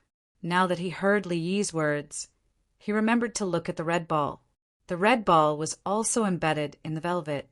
Yang Fan stretched out his hand and grabbed the red ball. He only felt that it was heavy, as if it was also a metal or stone object. He held the red ball up, and under the illumination of the lights in the corridor, the red ball shone brightly. No matter where one stood, they seemed to be able to see a strange red light reflected in their eyes. Especially when Yang Fan's hand moved slightly, the red light flowed in all directions, like a golden snake crossing the sky. Looking at each other, everyone could see the red light reflected on each other's faces and bodies. Yang Fan, who was holding the red ball in his hand, stood in the center. His whole face was reflected red. The red light flickered, illuminating his crimson groom's robe. It seemed that even his body was glowing. His whole body was bathed in red light, as if he was covered by a cloud of fire. There was no lack of knowledgeable guests among the guests. They couldn't help but shout, "Fire jade! This is a fire jade! My God, such a large piece of fire jade! This is a priceless treasure!" Qiu Shinji sat in his seat and looked up. He also saw Yang Fan, who seemed to be covered by a cloud of fire. When Yang Fan's body moved to the side, he also clearly saw the round and natural fire jade, and couldn't help but be shocked. The so-called fire jade was a name people used in the past. In reality, it was a ruby. There were dark red rubies, bright red rubies, and some with impurities. No matter what the color, there was rarely such a large ruby. But this ruby in front of him was not only as large as a fist, but also as round as a ball. It also had no impurities, which made it even more priceless. Qiu Shinji subconsciously looked at his belt. His belt was also inlaid with a ruby. It was only the size of a fingernail, and it was dark red. It was far less magnificent than the ruby in front of him. Qiu Shinji's robe sleeves hung down, and very naturally covered his belt. This gift is really too valuable. Yang Fan doesn't dare to accept it no matter what. Yang Fan was very surprised. He quickly put the gem back into the box and repeatedly refused. He only knew that this gem was precious, but he didn't know that this gem was the national treasure of the Tang dynasty. When Li Shimin was fighting against Goguryeo, Bayan, who was attached to Goguryeo, offered this treasure to the emperor of the Tang dynasty to prevent himself from being caught in the crossfire. Later, when Li Ji's beloved daughter Taiping got married, this national treasure was specially used as her dowry. If Yang Fan knew that this gem was the most valuable dowry of Princess Taiping, he was afraid that it would be even more of a hot potato. Li Yi laughed and said, "Lang General Yang, I am only a servant under orders to deliver the gift. Since Lang General is so polite to me, I can't explain it to His Highness." He looked around with a smile and said, "Is there anyone who can lend a hand and accept this gift for Lang Jiang? My 2 servants are very weak. I hope they don't make any mistakes and ruin the gift that the princess gave to Lang General. This is a good thing. Since they took the initiative to give it to us, how can we not accept it?" Chu Kuanga and Ma Qiao stepped forward at the same time and hurriedly accepted the box for Yang Fan. Yang Fan had no choice but to say, "Chief Steward, please come in and have a drink." Li Yi chuckled a couple of times and cupped his hands towards Yang Fan, saying, "Many thanks for Lang General's good intentions." Today is Lang General's big day. My body is crippled, so it will be inauspicious for me to enter. I don't dare to enter and bring bad luck with me. The task has been completed, so I will take my leave now. Li Yi said and turned to leave. Yang Fan had to send him out. After sending Li Yi away, he turned around and walked back to the guest hall. Many people looked at Yang Fan with awe. Yang Fan, this Lang General, might not make them care too much. But a Lang General who could make Princess Taiping send people to congratulate him could not be ignored. Being able to make Princess Taiping give such a precious gift to him, that was even more. What exactly was he?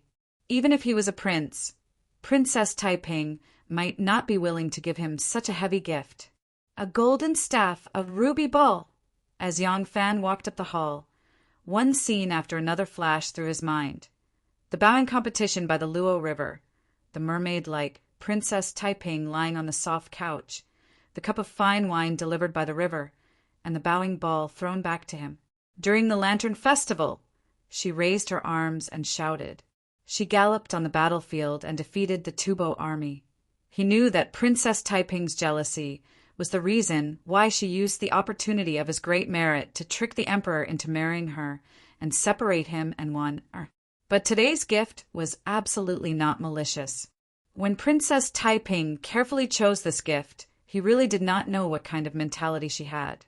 Walking to the hall, Yang Fan looked up and saw Xiao Man staring at him with a strange look in her eyes. Princess Taiping gave such a heavy gift, which was also unimaginable for Xiao Man. She had served in front of Empress Wu before, so she had seen these dignitaries coming and going. Even Wu Zetian had not received such a heavy gift. Xiao Man naturally did not know about the love affair between Princess Taiping and Yang Fan. But Princess Taiping gave such a heavy gift. She naturally thought of Shanghai, or, in her view, only Shangguan Daizhao could be so generous and willing to give such a heavy gift. She was afraid that Shangguan Daizhao could not do it herself, so she borrowed Princess Taiping's hand. Thinking of this, Xiao Man suddenly felt a little sour in her heart. Originally, she felt that she was an outsider, but she destroyed other people's love, broke up a pair of lovers, and took away Shangguan Daizhao's man. However, once they got married, their statuses would be different, and their standpoints would also be different. Yang Fan was her man now. She really couldn't say that she wasn't jealous at all when she saw the scene. Oh, just now it was. Seeing Xiao Man's strange look, Yang Fan also inexplicably felt guilty, as if he was caught in bed by his wife. Just when he wanted to explain, he heard the master of ceremonies like a crowing rooster, with a high-pitched and joyful tone.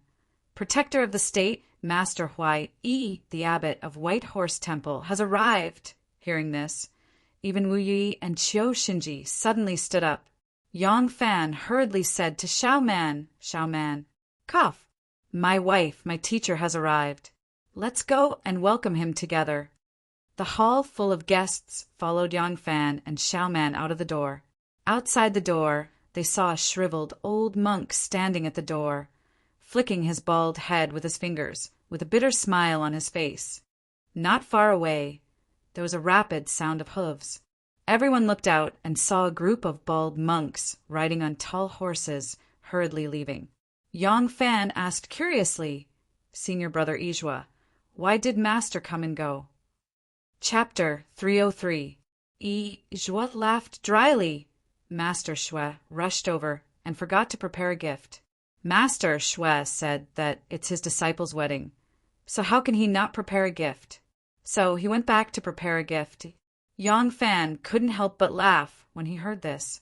Shui Huai's character was certainly not flattering, but he had a sense of loyalty.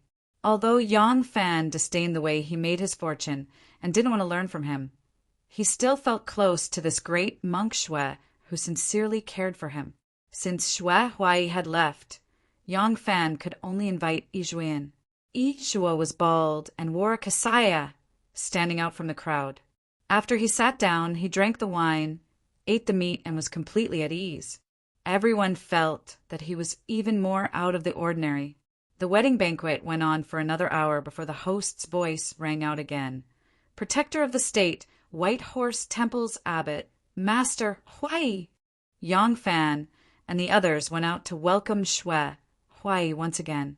They saw Shui Huai dressed in a red kasaya, his bald head gleaming under the light. He was accompanied by Hongyi, Honglu, and the others on his left and right. Behind them stood 4 burly monks who used wooden crosses and ropes to carry a golden fruit tree. The fruit tree seemed to have small red lanterns shining on it. As soon as Shui Huai saw Yang Fan, he laughed and said, "Good disciple, I was drunk and forgot that today is your big day. Luckily, your 6th senior brother reminded me. Haha, looking at you now, you really do look like a bridegroom. Congratulations, congratulations." Yang Fan quickly went forward to greet. Disciple Yang Fan greets Master. Wu Yi and Qiu Shinji also came forward. Greetings, Master Shui. Shui Huai waved his hand. No need to greet me, no need to greet me. The world is big, but the groom is the biggest today. I'm also a guest, no need to be so polite. Come, let's go in and drink. I came a bit late. Did you guys finish all the good wine? Yang Fan smiled. Since Master is here, we must drink until we're drunk. Don't worry, Master, I'll have enough. All right, as long as there is good wine, I can be at ease. Shui Huai caressed his belly and casually said, 17, today is your big day. As a monk, I don't have a gift for you. I'll just give you 100 children tree. Hee 100 children and 1,000 grandchildren, it's a blessing. When Xiaoman heard this, her little face couldn't help but frown again. She thought to herself, really, why are all men like this? Don't tell me that women get married just to give birth to a nest of children for you men. Hong once said, 17, the fruit tree that Master gave you is not an ordinary one. The trunk of the tree is made of gold, the leaves are made of green jade, and the fruit is made of fire jade. There are 100 fire jades in total, and each one is worth 1,000 gold. This fruit tree is priceless. Hong Lu immediately followed up. The branches of this treasured tree cost a total of 143 caddies of gold. However, this isn't much. Gold is valuable, but jade is invaluable. The leaves on the tree are all carved from the best quality jade, and each piece is... Before he could finish, Shui Huai glared at them and scolded with a smile. It's just a gift that Master casually took from the treasury. What are you showing off for? Go away. Even though he said this, his face showed a smug expression. Shui Huai, he had rushed over to attend the wedding banquet today. Originally, he had prepared a congratulatory gift. Although it was expensive, it was nothing more than some gold cakes and jade pendants. But when he arrived at the Yang mansion, he happened to hear the guests who were eating outside making a fuss about the gift that Princess Taiping had just sent over. Shui Huai, Yi's face fell when he heard it. He had always liked to be in the limelight. Other than Wu Zetian, he didn't dare to compete with anyone else. He would only be satisfied if he was number 1 in front of anyone else. How could he let Princess Taiping beat him? He immediately left without saying a word, vowing to find a gift that could beat Princess Taiping. Don't be fooled by what he said about casually taking a congratulatory gift. In fact, this gorgeous and luxurious golden fruit tree was also one of a kind among his treasures. In order for someone to give him this treasure, he had to promise them something. Now he had to reluctantly part with this treasure and was about to borrow the mouths of his 2 trusted disciples to let the ignorant guests know about it.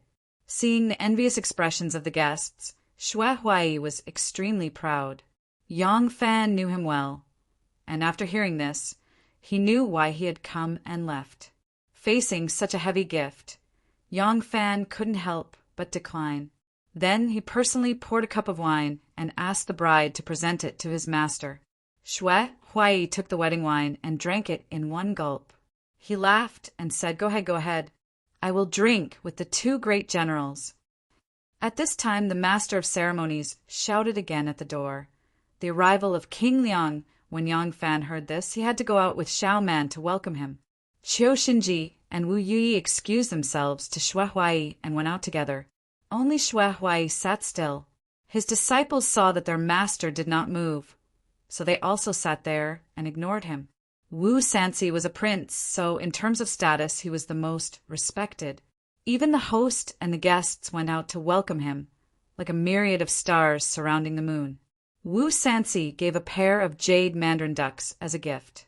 Compared to the gift sent by King Wei, Wu Qingxi, it was naturally more valuable. However, compared to the treasures sent by Princess Taiping and Xue Huai, it did not cause a stir. Wu Sanci looked arrogant and swaggered into the hall. When he entered the hall, he saw that there were still guests sitting there and not moving. He showed a look of displeasure.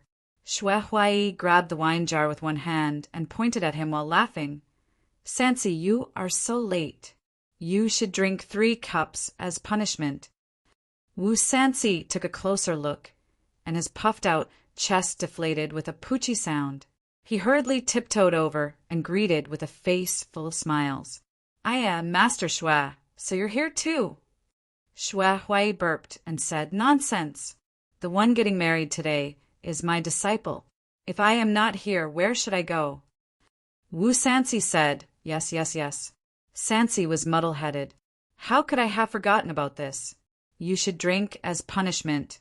You should drink as punishment." He quickly placed 3 cups and filled them with wine. He then sat beside Xue Huai with a smile and poured a cup for him, saying, "Master Xue, please." Qiu Shinji saw that Wu Sanci was trying his best to curry favor with Xue Huai and couldn't help but sneer. Master Xue has already agreed to speak for King Wei. The 100 seeds tree that he gave to Yang Fan was the treasure that King Wei gave him to guard his house. King Wei is about to become the crown prince of the great Zhou dynasty, yet you are in such a hurry to hug him. Are you still in time?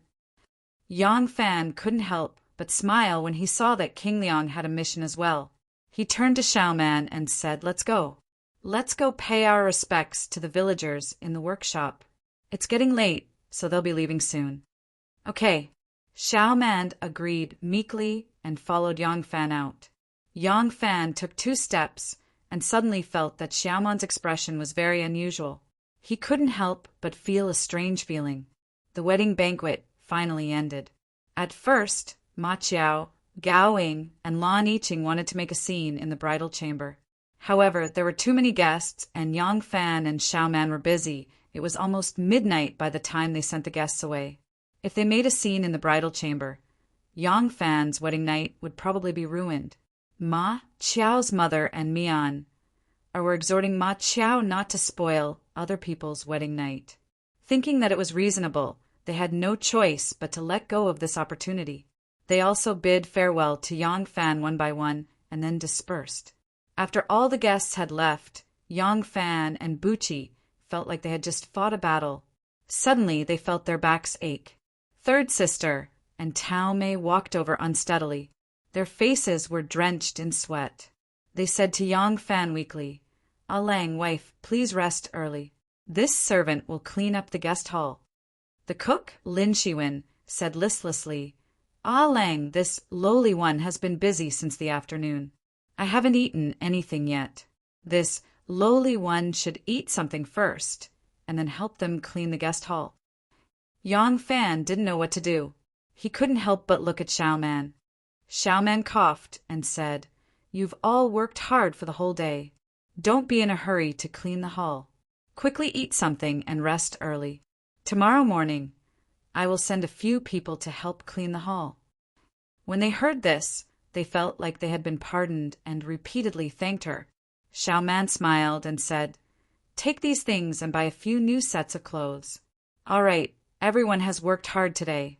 Go and get some rest." "Thank you, wife. Thank you." When the things were in their hands, they were a few golden beans. Tao Mei, third sister, and the others were overjoyed and repeatedly thanked her. Xiaoman also saw that they were really working hard. When she returned to the new room to fix her makeup and change clothes, she suddenly had an idea. She fished out a few golden beans from under the quilt, which came in handy at this time. Yang Fan looked at Xiaoman in amazement. She was dignified, calm, and confident. She really had the air of a housewife. Could marriage make people mature all of a sudden? Was this still the unruly and playful little girl? Third sister and the others were really tired. Their heels hurt from standing. They didn't feel it before, but now that they had rested, they really couldn't hold on for a moment. Since the mistress had given the order, they quickly retreated. Only Qin Shou was a step slower. After the 3 people left, he said to Yang Fan, "Ah Lang, Xiaoyu didn't come for some reason and asked this old servant to deliver this congratulatory gift."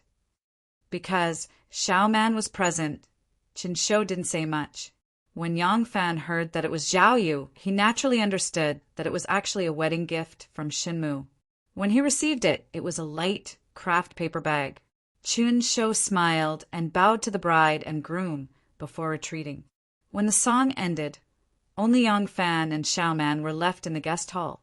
When Xiao Man saw the 4 people retreating, her shoulders also collapsed. She let out a long sigh of relief. To tell the truth, she was also very tired. She had finally endured this day. Xiao Man turned slightly and suddenly saw that Yang Fan was looking at her. She couldn't help but feel nervous again. No, this day didn't seem to have passed yet. It seemed that she, the bride, hadn't fulfilled all the responsibilities of a bride. What should she do next? Images of men and women having intercourse flashed through Xiaoman's mind. The scene was so beautiful that it made her eyes and ears burn. It was the 36 plain ladies in the palace. That was explained to her by the 2 old female officials sent by the palace. Xiaoman's brain, which had already become a ball of paste from exhaustion, suddenly sobered up as if she had been blessed.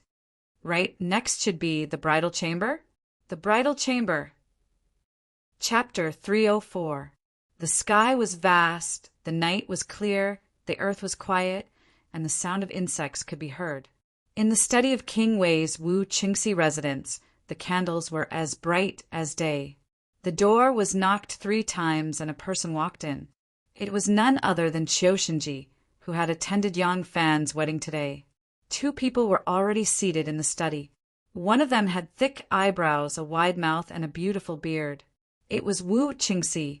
To the side, there was a person with spirited eyes who exuded an elegant and refined aura. He was the Minister of Justice, Zhou Xing. The 2 seemed to have known that Qiu Shinji would come. They were not surprised to see him enter. Wu Qingxi made a gesture, and Qiu Shinji cupped his fists in greeting before sitting down opposite Zhou Xing. Wu Qingxi asked, "King Liang is also attending Yang Fan's wedding?" Qiu Shinji said yes. Wu Qingxi shook his head with a smile. Wu Sansi is becoming more and more backward. To think that he would use his status as a king to flatter a mere general. Yang Fan is only a general of the Featherwood Guard. He can be roped in, but his usefulness is limited when it comes to important matters. Our King Yang seems to be a little too hungry to be picky. Qiu Shinji smiled. There is no need for someone of King Liang's status to condescend so much. However, in my opinion, King Liang probably knew that Xue Huai would be attending, which is why he went to flatter Yang Fan. His goal is only to rope in Yang Fan. Wu Qingxi was enlightened. I see. If that is the case, it is not impossible. Zhou Xing smiled. What a pity. He never expected that your highness has already beaten him to it and obtained Xue Huai's promise. Wu Qingxi said proudly, think twice. He is just an ordinary man with only 5 dogs under his command. What can he accomplish? Humph. I never thought much of him.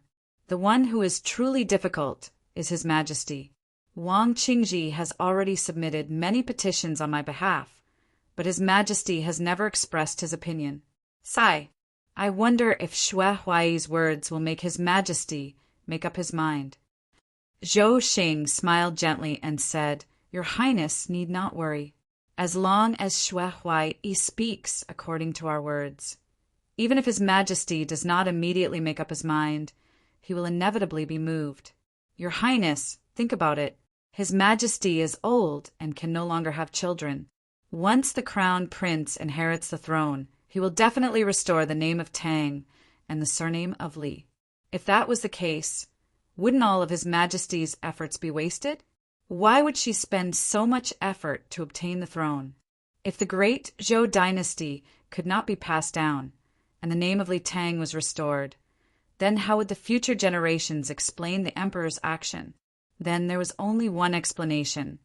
This was usurpation. This was rebellion. At that time, not only would the emperor's empire be unable to be passed down, her illustrious reputation would also be ruined. Her Majesty was a person of great wisdom. Once she understood this point, how could she pass on the empire to a descendant of the Li family? In my opinion, the reason why His Majesty is hesitating is not necessarily because he is unwilling to pass the throne to a descendant of the Wu clan, but rather because His Majesty doesn't know how to choose between you and King Liang. Qiu Shinji agreed. Minister, Zhou's words make sense, and I agree with you. If that's the case, we can find a few powerful people to speak up for Your Highness. We can't rely on Wang Qingji to lead the people of Luoyang to decide on Your Highness's position. How could His Majesty not favor Your Highness when he sees the hearts of the people? Zhou Xing said that's right. Is this the reason why he bribed Xue Huai? However, we really can't place all our hopes on Xue Huai alone. As far as I know, His Majesty already has a new favorite, and may not be as obedient to Xue Huai as before. His Majesty is now the emperor, and he values the opinions of the court officials very much. Wu Qingxi frowned. Then, who do you think can help me? Zhou Xing said, if we want to have a say in front of His Majesty and to make His Majesty listen to us, it has to be the Prime Minister. The Prime Minister? Wu Qingxi stroked his beard and pondered for a moment. That old fox Renjie doesn't even need to think about it. As for Li Zhaoda, when Wang Qingji first entered the palace to petition, he ruined our plans, so he can't do it either. That leaves Su Liangxi and Wei Fangji. Should I entrust them to me?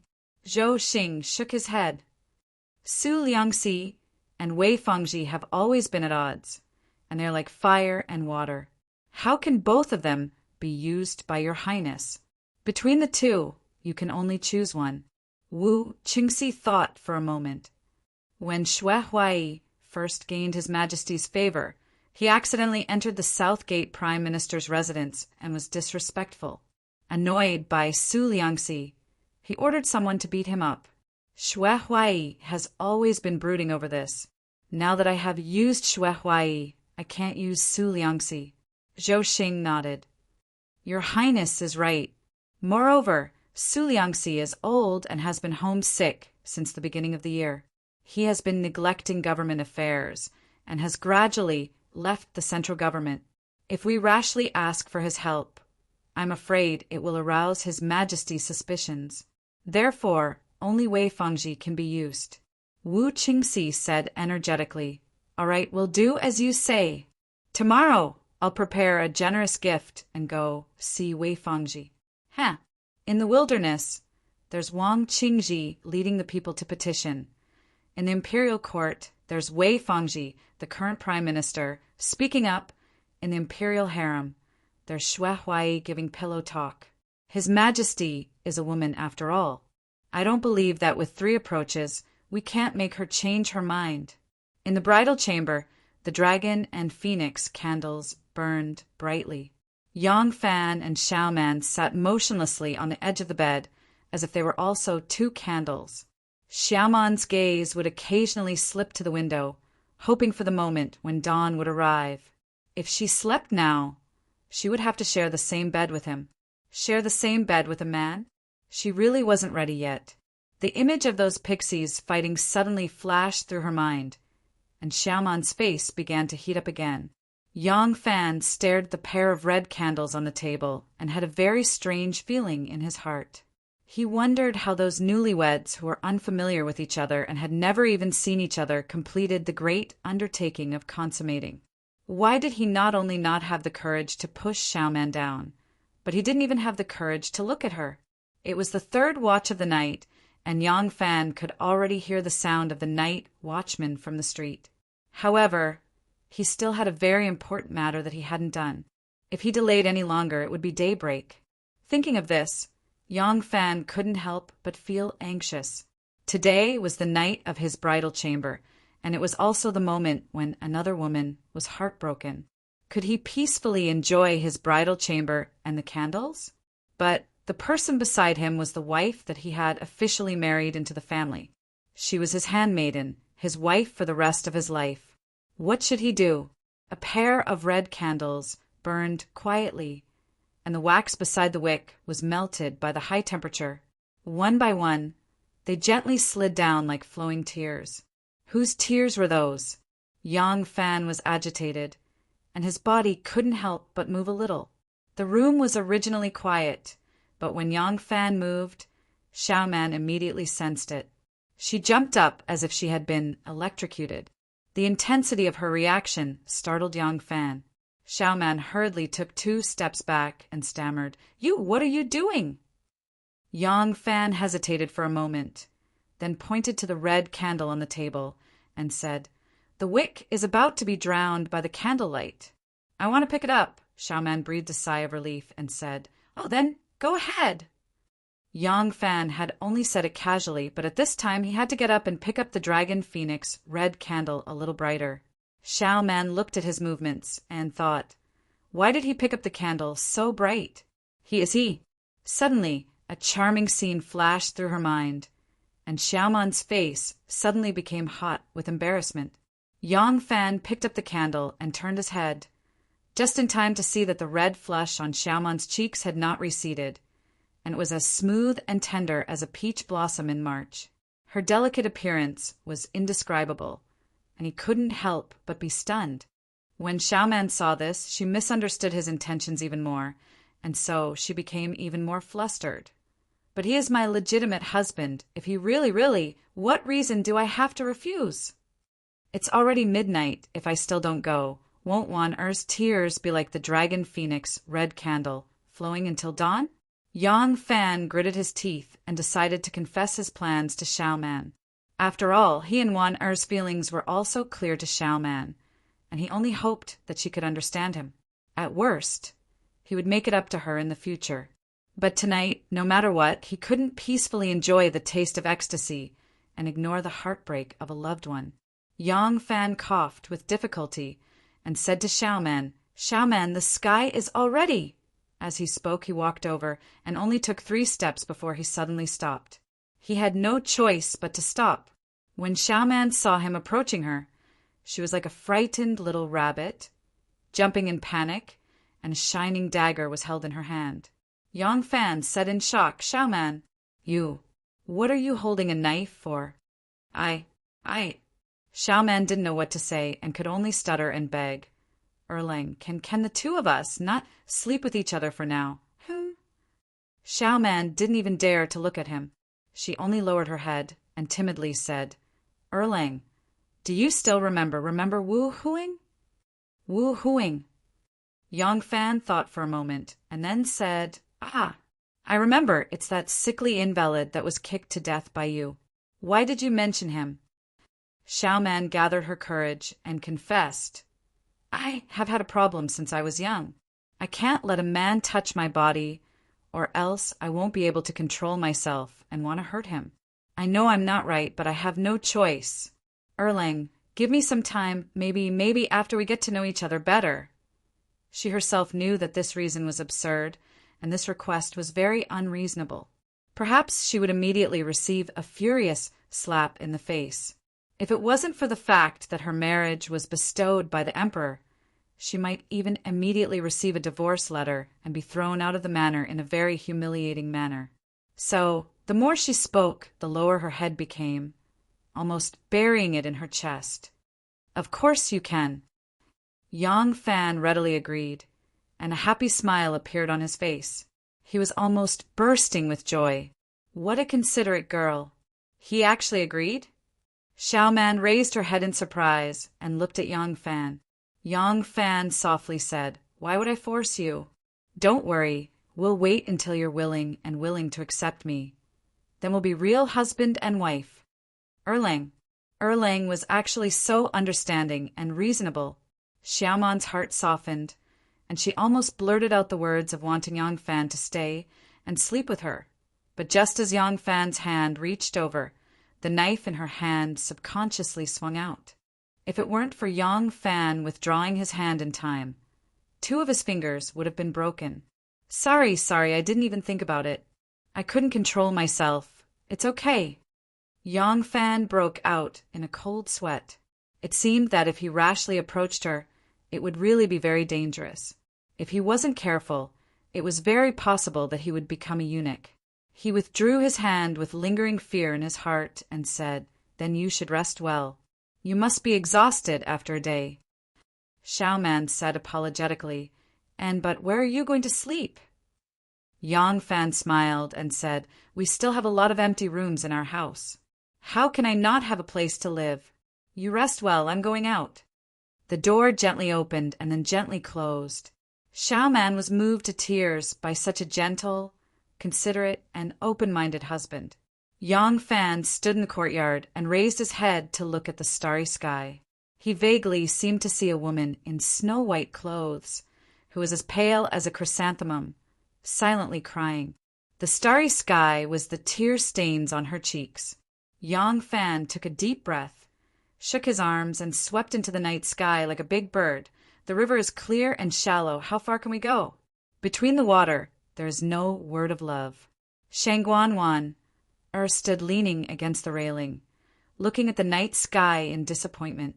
The night wind blew her hair, making who was bathed in the starry sky, beautiful like a fairy. Looking at the twinkling stars in the sky, thinking of Yang Fan lying in love with a beautiful woman, Er's heart couldn't help but feel a kind of sadness. In her hazy eyes, she vaguely saw a figure flash out of the night sky and stand in front of her. Erling, although the stars were dim, still recognized him at a glance.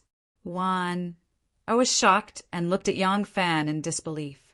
She was afraid that this was a dream and wanted to reach out to touch his cheek, but she hesitated and stopped until Yang Fan grabbed her small hand and felt the warmth from his big hand. Wana stammered, Is it really you?" Yang Fan said with pity, "Of course it's me." Wana said in surprise, "How can you be here? Tonight is your wedding night, after all." "I know, I'm getting married today. Getting married means that I've truly grown up. I have to support my family, I have to bear children, I have to deal with the hardships of life, I have to hold up the sky for my family, I have to fulfill the responsibilities of a man." Aren't you my responsibility?" Lang Jun.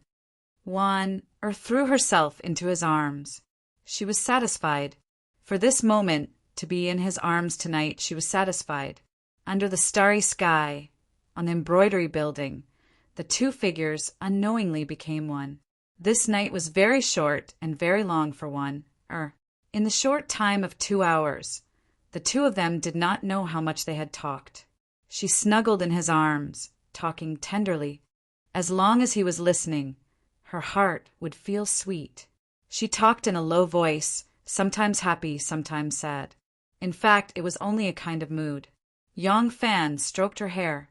With a sound, he could turn her sorrow into joy. With a sentence, he could make her smile. Yang Fan suddenly felt like he was coaxing a child. Could it be that when a man has a woman, he can become a real man, but when a woman has a man, she suddenly becomes a babbling baby? Chapter 305. When the sky turned white, Yang Fan came out of a side room, looked up at the sky, and tiptoed to the bridal chamber with a red, happy character. He had already been back for a while. After comforting Wanner, Yang Fan took advantage of the fact that the sky was still dark to rush back through the night. He first sat in a quiet room without any furnishings and rested for a while. Seeing that the first rays of dawn had appeared, he hurried back to the new room. The bride and groom couldn't let the servants see that they were sleeping in separate rooms on the first day. Yang Fan was worried that Xiaoman might have locked the door and fallen asleep, and he would have to knock on the door to wake her up. Unexpectedly, when he gently pushed the door, it opened, and Yang Fan quietly slipped in. When he entered the room, he saw that the curtains on the bed had not been put down, and the brocade quilt was still neat. Xiao Man was lying on the table in front of the window, sound asleep. Yang Fan softly walked over and saw Xiao Man lying on the table with her head tilted, holding a brush in her hand and a thick list of gifts in front of her. Yang Fan tilted his head to look and saw that there was a large piece of paper in front of Xiao Man, and on it were rows of neatly written small words. It was the list that Xiao Man had organized. Yang Fan gently sighed, took the brush from her hand, and put it on the table. He then went to the couch and took a thin blanket to cover her body. He sat down across from the table and quietly looked at her. Xiao Man's arms were on the table as a pillow, her head slightly tilted, and the hair ornament on her head was still on. Her hair was still misty, and it set off her charming and beautiful little face. Her long eyelashes were like a curtain, and her small mouth was slightly open. Her expression was incomparably cute, and people couldn't help but want to kiss her. Yang Fan stared at her, and couldn't help but think of the first time they met. He was sitting on the wall, pretending to be a thief, and she was holding a spear, and her clothes fluttered like a fairy flying in the sky. At that time, he would never have thought that one day she would become his wife. Wife? Yang Fan suddenly recalled Xiao Man's strange habit of wanting to resist once she was touched by a man, and his brows couldn't help but tighten slightly. He could tell that Buqi was not lying. Last night, when he reached out to pat Buqi's shoulder, Buqi's casual slash was definitely a natural reaction. Of course, he had patted Xiao Man's shoulder before, but she was not so sensitive at that time. It seemed that light contact was not enough to arouse such a strong reaction from her. It was only because she was a bride last night with a special identity and a special moment that she was particularly frightened. If that's the case, does that mean that Buqi's quirk only kicks in when she realizes that a man wants to be intimate with her? When he thought up to here, Yang Fan couldn't help but feel gloomy. Although he was young, he had traveled extensively and heard many strange things. He knew that there were some people in this world who were different from ordinary people. For example, some people were misophobic and washed their hands dozens of times a day. Some people liked pink and painted everything in the house pink, including the horse they rode and the dog they raised. He had also seen a person who liked to eat raw things, whether it was earthworms, frogs, snakes, dogs, sparrows, but Buqi's quirk. Was this a natural quirk, or was it because of what she had experienced? The uncomfortable feeling became stronger. Yang Fan didn't want to think about it anymore. He gently spat out a mouthful of impure air and drove this unpleasant thought out of his mind. His eyes once again fixed on Buqi's face. She was his bride, but it was only now that he had the opportunity to look at her appearance. As soon as he looked, Yang Fan immediately noticed something strange. Buqi had a pair of black and bright eyebrows. Although it slightly affected her gentle and beautiful appearance, it also gave her a kind of heroic spirit that was different from other women. Her pair of heroic eyebrows was unforgettable. At this moment, her eyebrows had become thin and curved. It was obvious that they had been trimmed. Yang Fan looked at Buqi, who had suddenly become unusually charming, and couldn't help but reveal a gentle smile on his lips. He gently stretched out his hand and swept it along Buqi's curved eyebrows, as if he was drawing her eyebrows. His fingertips were actually still a little distance from Buqi's eyebrows, but for some reason, after his hand gently swept past, Buqi's eyelids moved and she suddenly woke up. Ah! Buqi opened her eyes and saw Yang Fan sitting across from her. She couldn't help but cover her mouth in surprise. Yang Fan smiled and said, "You're awake? Why did you fall asleep here? You didn't even remove your makeup. Can this relieve your tiredness?" "Oh, I'm fine." Buqi straightened her back, and the thin blanket on her shoulders slid down. Buqi touched the blanket around her waist and secretly glanced at Yang Fan. A warm feeling welled up in her heart. Yang Fan said, "Why didn't you sleep well last night? What's the rush to tidy up the gift list?" Buqi raised her hand to tidy up a lock of hair at the side of her temple and said with her head lowered, "Favors have to be returned sooner or later. I didn't feel sleepy last night, So I wanted to tidy it up first so that I wouldn't have to do too much cleaning today and accidentally lose one of the gifts. Oh, right. You have to take a special look at this one. Bucci suddenly remembered something. She reached into her pocket and took out a cowhide bag. She said, "You threw this in the room last night." I opened it and realized it was something valuable. Yang Fan took the cowhide bag and asked curiously, "What is this?" Bucci replied, "I remember that Qin gave it to you after the guests left last night. He said it was a congratulatory gift from someone called Zhao Yu." Yang Fan let out an ah sound and said, "Yes, I remember now. What did he give me?" Yang Fan said, as he opened the leather bag and put his hand inside to feel. Bucci took a deep breath and said in a deep voice, "It's a contract for the transfer of the shops." Transfer of the shops? Yes, this is the contract for the transfer of 16 shops in Luoyang City. I've already looked at it. These 16 shops are all located in the busiest area of Nanshan City's cross street. That street has the most customers. There are 17 shops on each side of the street, all of which are extremely profitable.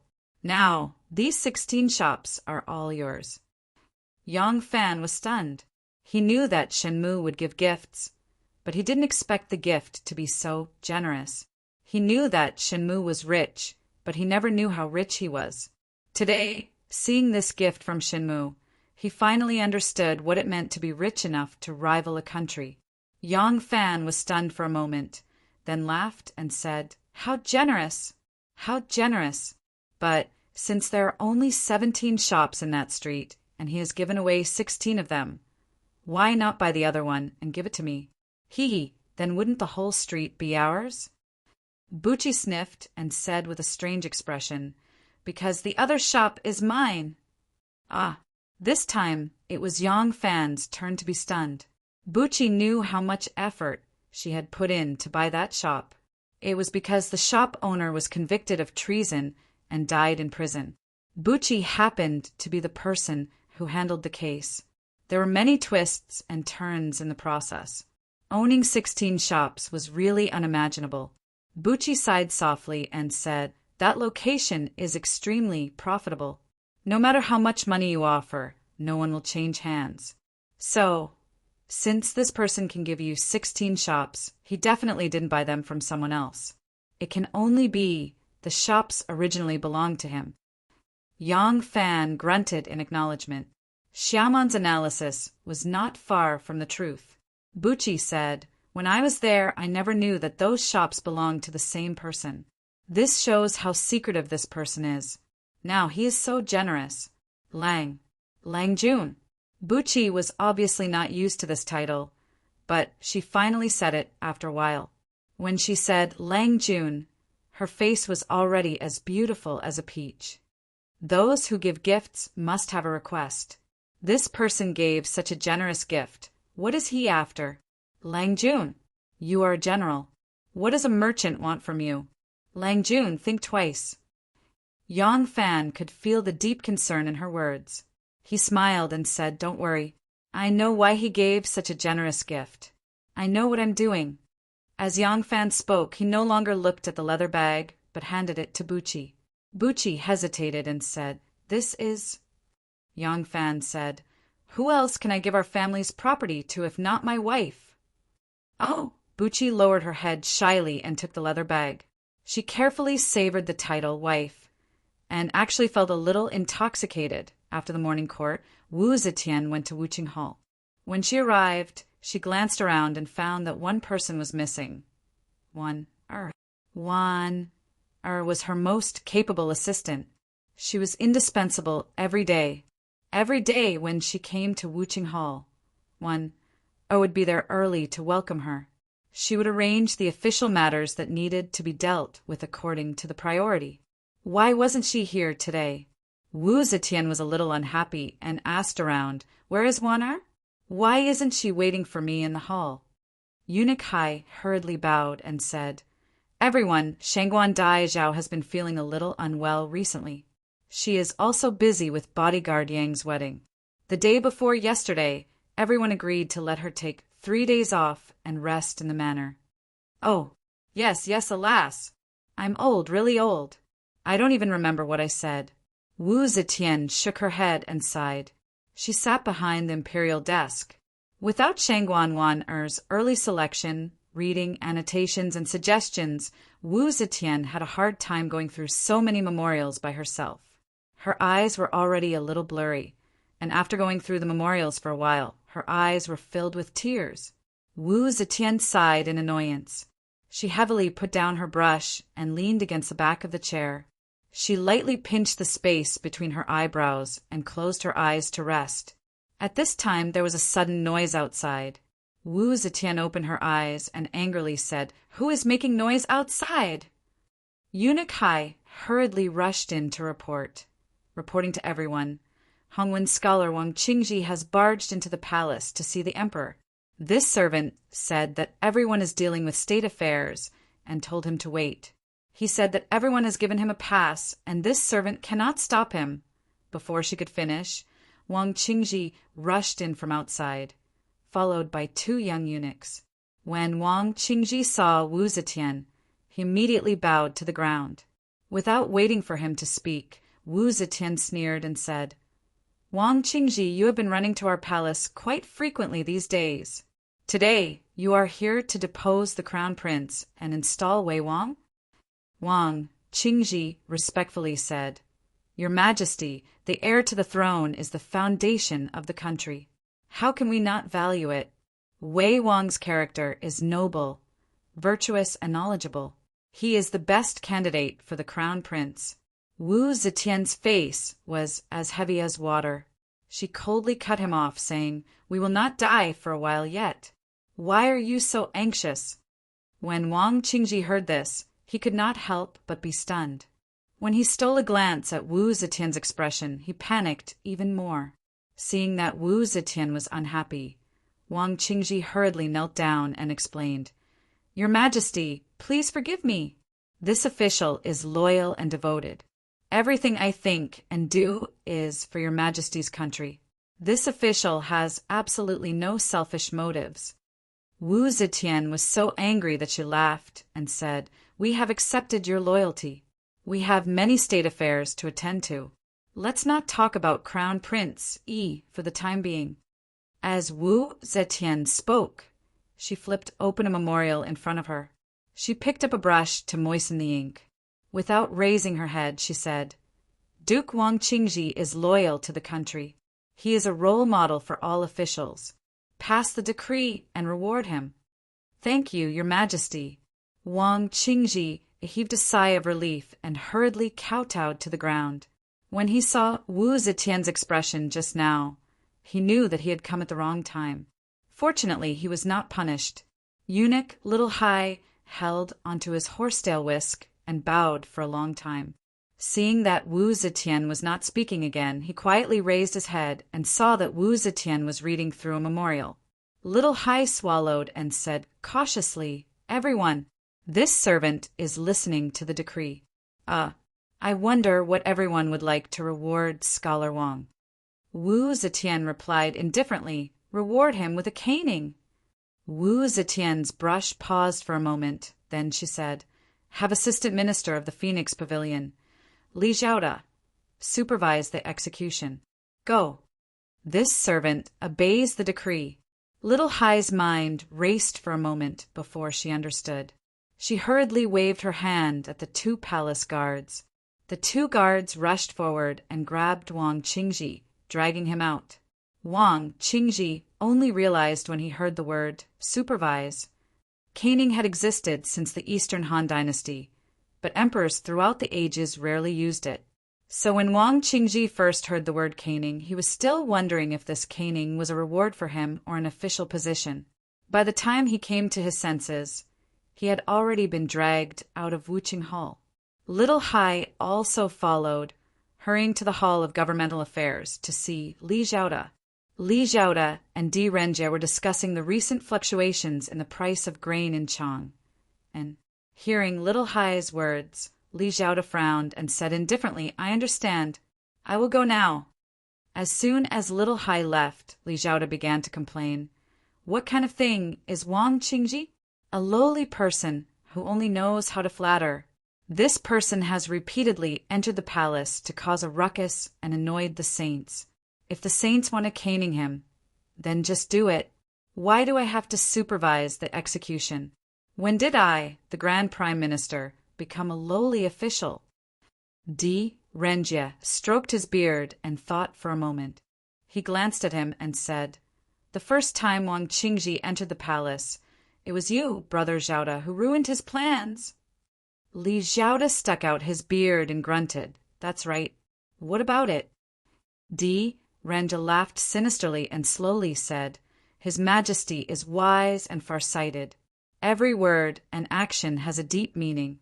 Now that he has appointed you to supervise the execution, I'm afraid it won't be as simple as a caning." At that time, caning rarely killed people. The purpose of caning was mainly to humiliate and punish, so Li Zhaoda had never thought of the word kill. But when Di Renjie said this, Li Zhaoda naturally understood. He couldn't help but clap his hands and say, "That's right. Take this opportunity to kill this loathsome thing. Let's see who still dares to plead for Wu Qingxi." Di Renjie quickly waved his hands and said, "Why do you say that? I only said that His Majesty might have a deeper meaning. As for what the deeper meaning is, heaven's will is unfathomable. Who can be sure? Prime Minister Li, don't be rash." Li Zhaoda pointed at Di Renjie and said, "Hey, you old fox. I can't be bothered with you. I'm going to supervise the execution at the Meridian Gate.